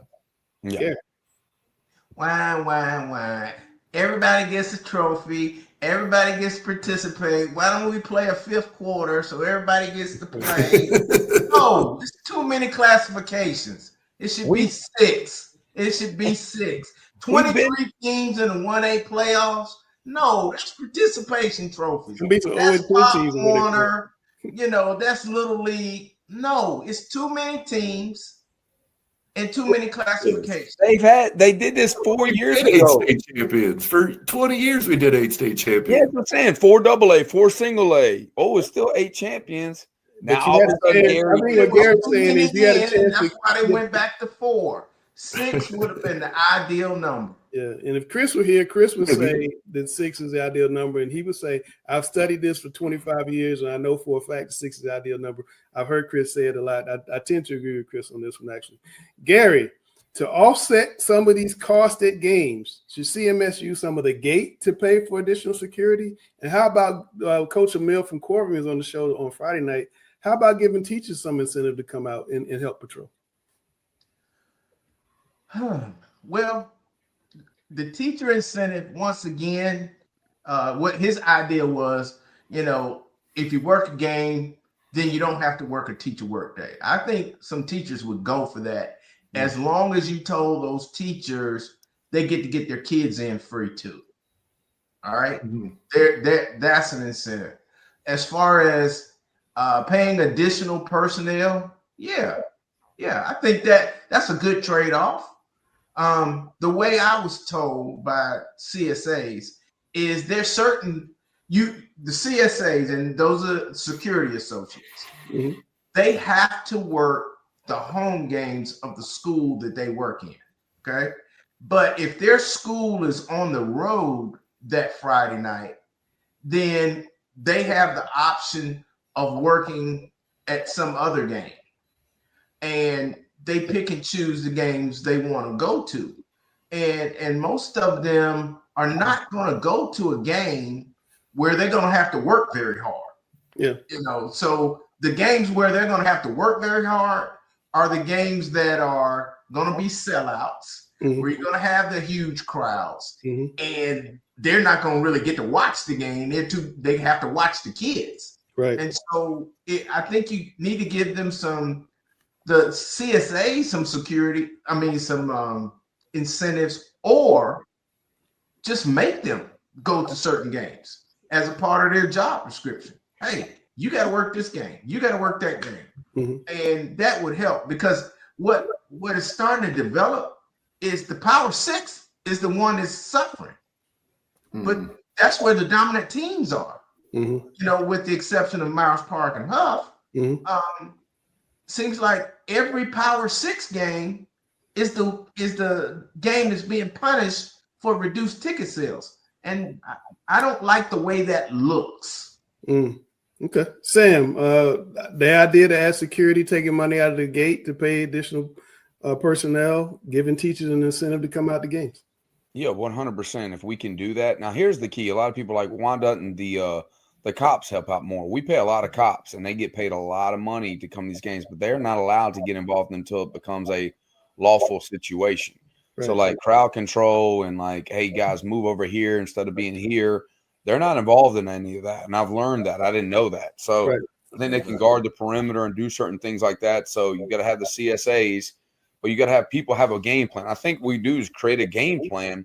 You definitely don't want to hurt attendance, guys. Like this, I don't understand. We're really hurting people's financial ability for ADs and programs that don't make money at all. Like this is a disaster, and it takes the fun out of the game. Like we're trying to build this up. I think we can eventually get CMS schools that have 10,000, 12,000 seat stadiums, and I think they'll pack those out eventually. And I think that's what we got to get to, like the Georgias, the Texas of the world, because everything's showing that Charlotte matters in football on the NFL stage. We're ranked in the top 5, and it's increasing every year. We got to do something to honor what we have here to make it an event where people want to see these things. But if you had 12,000 seat stadiums, the schools make a lot more money. Hills, what do you think? I agree. Listen, I'm going to take this kind of in reverse order about giving teachers incentive to come out. When I first started at Butler back in 2004, teachers were ticket takers, teachers were working concessions, teachers were all over the place. And I think that helped build a school community, because now you get teachers out of games. They get to see these kids. Yeah. Everybody talks about meet them where they're at now. You get to see the kids in their environment. And I think it just kind of helps, they come in on Monday morning and teachers like, hey, I saw you do this or do that in the game. I didn't know you play like that. Like, I think that helps your community environment. Now, also with that, the teachers know who the kids are that you kind of got to keep an eye on a little bit better too, And so I think that kind of helps with that part. Going on to the other thing about, using gate money to pay, we need more people at these games, but like you're robbing Peter to pay Paul, like we're still losing money as the athletic department. So we're still the ones getting hurt. And you're talking about our conference. Like, there's a very good likelihood that our last 3 conference games, like I said, West Charlotte, Mallard Creek, Independence, we may be high-profile games for each of the 3 weeks. And that's 2 home games, and that's an away game for Mallard. So, like, man, it's I do like getting the teachers involved more, and not even to pay them. Like, throw some money out. I mean, we're paying show pros all this money. Like, teachers don't get paid enough either. Like, we're making a big deal about coaches not getting paid, and it's factual, but teachers don't either. And especially teachers like myself, they're like, once you hit year 18, year 19, you don't get a raise for like 6 or 7 years. Yeah. So this is another way to supplement their income, get the teachers involved if they want to. And, again, I think that just helps your school community. Okay. Hales, last question. The UNC football program is a mess. 2 questions. How do you fix it? And how much, look at Gary, how do you fix it? And how much does this affect short and long-term recruiting? Man, all right. I don't know. Number one, I think everybody just needs to take a step back and just get their fingers away from the panic button. Number one, it's change. Anytime there's a change, trust me, anytime there's a change at the top, things are going to look different. And there's different people that have to get put in place. And when you talk specifically about Coach Belichick, he's coaching at college for the first time. And everybody's ready to just fire him, get rid of the old man. He doesn't know what he's doing. Like, give the guy time, give him a chance to figure it out. And again, you bring in 70, 80 new players, like, it's going to take a minute. Like, sure, some guys are able to get the right guys in and it takes off right away in year 1, but give the guy a chance. Let's see what year 2 looks like. Let's see what the recruits look like coming in again. Or is there going to be a mass exit in the portal? And I think that might be kind of the litmus test for this. What's the portal going to look this week, the Richmond County kid said he was retiring from football after week 5, Caleb Hood. Yeah, I saw that. And but who knows? There could be an injury thing there. I mean, he only had about 40 carries this year, I think, if I saw that correct anyway. So, yeah, are a lot of kids going to be leaving in the portal? And what are the reasons they leave it? Are they being encouraged to get into the portal and move on? Because, there may not have been a lot of talent, when he came in that stuck around either. So I think everybody just needs to get their finger off the panic button and see what happens here. Give the guy, Bear Bryant used to say there's 2 things every coach needs, and it's a wife that's willing to put up with a lot of neglect and a 5-year contract. 5 months now. It's just this microwave society. Everybody thinks everybody can be changed immediately, and it takes time, especially a sport like football. When you have 100 people, on the field, you've got coaching staffs, 15, 20, 25 people. Like, give them a chance. Let's see what happens. Gary, I'll remind you, this is a family show. Yeah, that's easy to say because you don't have season tickets like I do. Very true. Boy, that was rough last week. I left halfway through the second quarter. But to answer your question, I think the happiest person in Chapel Hill right now is Hubert Davis, because they're not going to fire 2 coaches in the same year.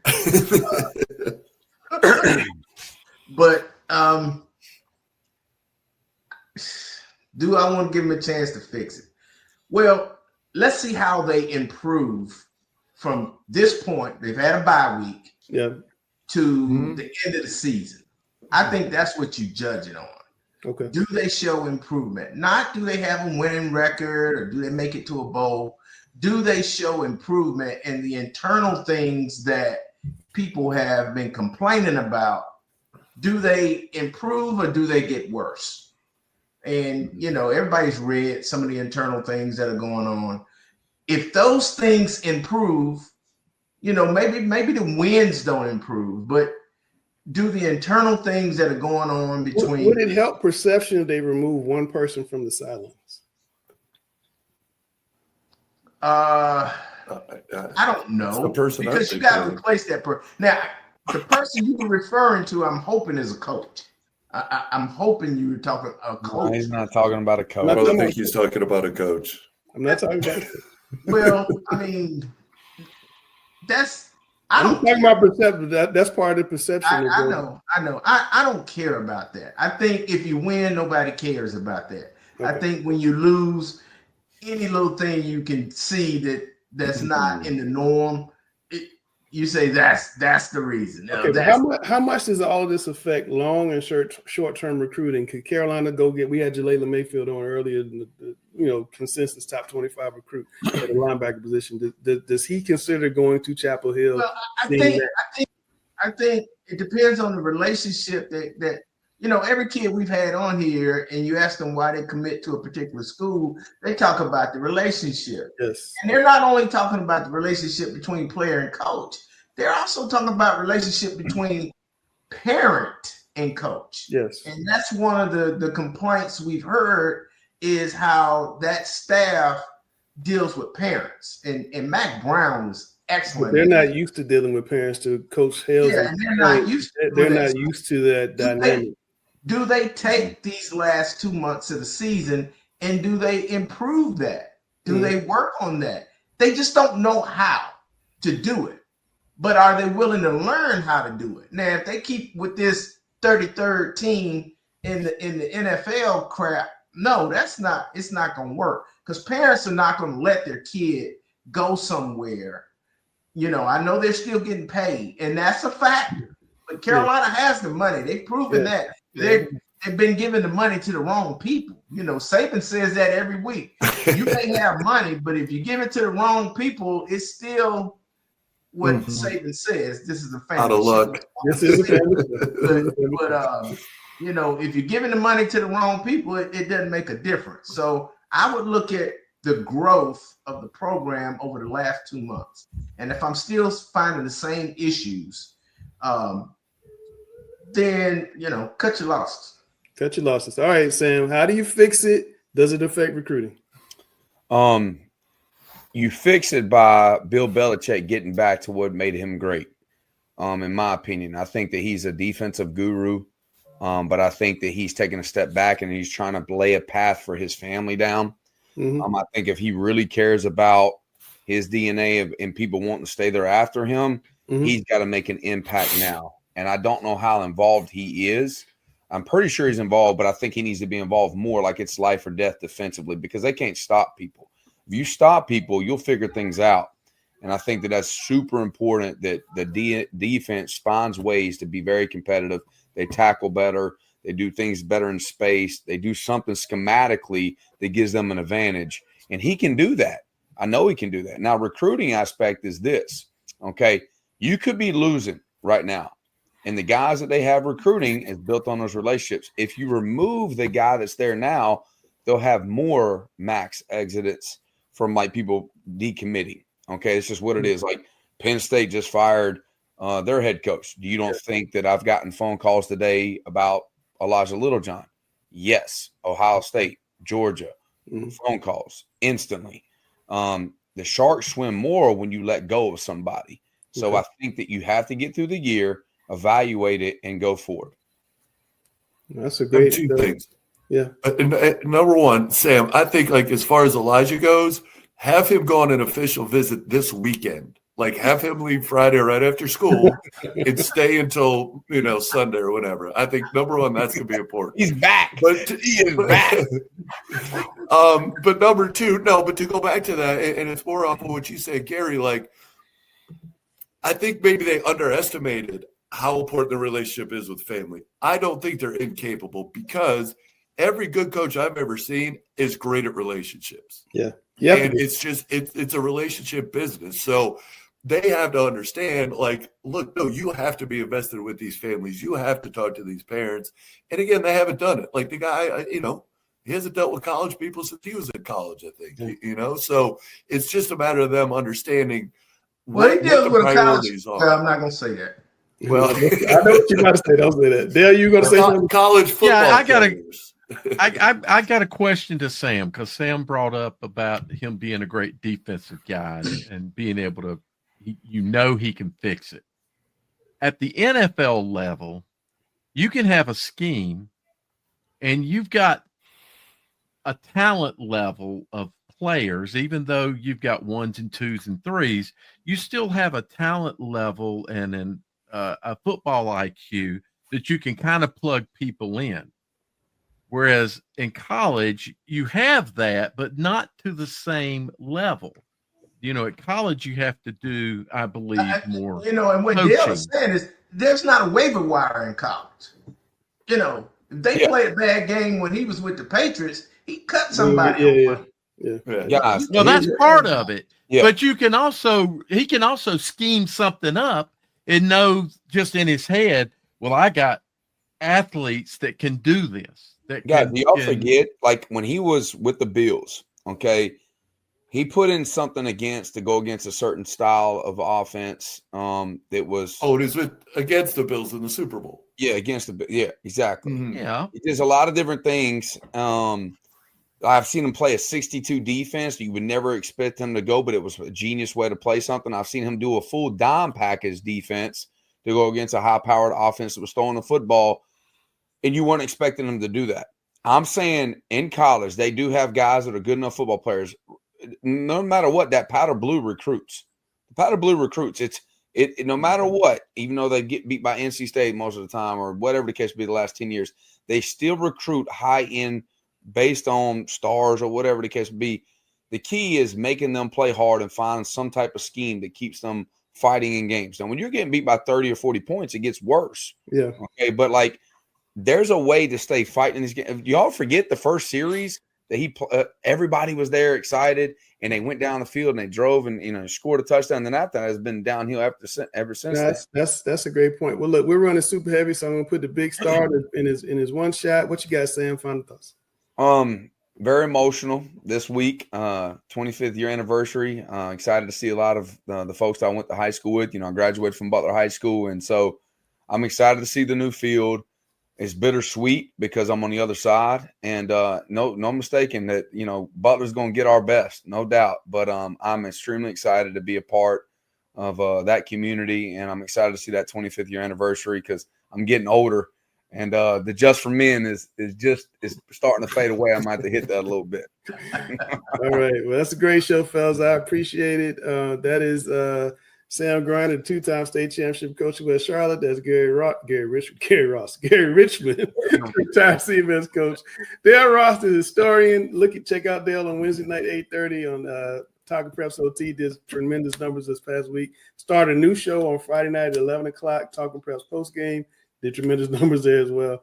And there's the three-time state championship coach for Butler, the guy who's made our ratings go up, Brian Hales. I'm Langston, and we are Talking Preps. Peace. You're rock.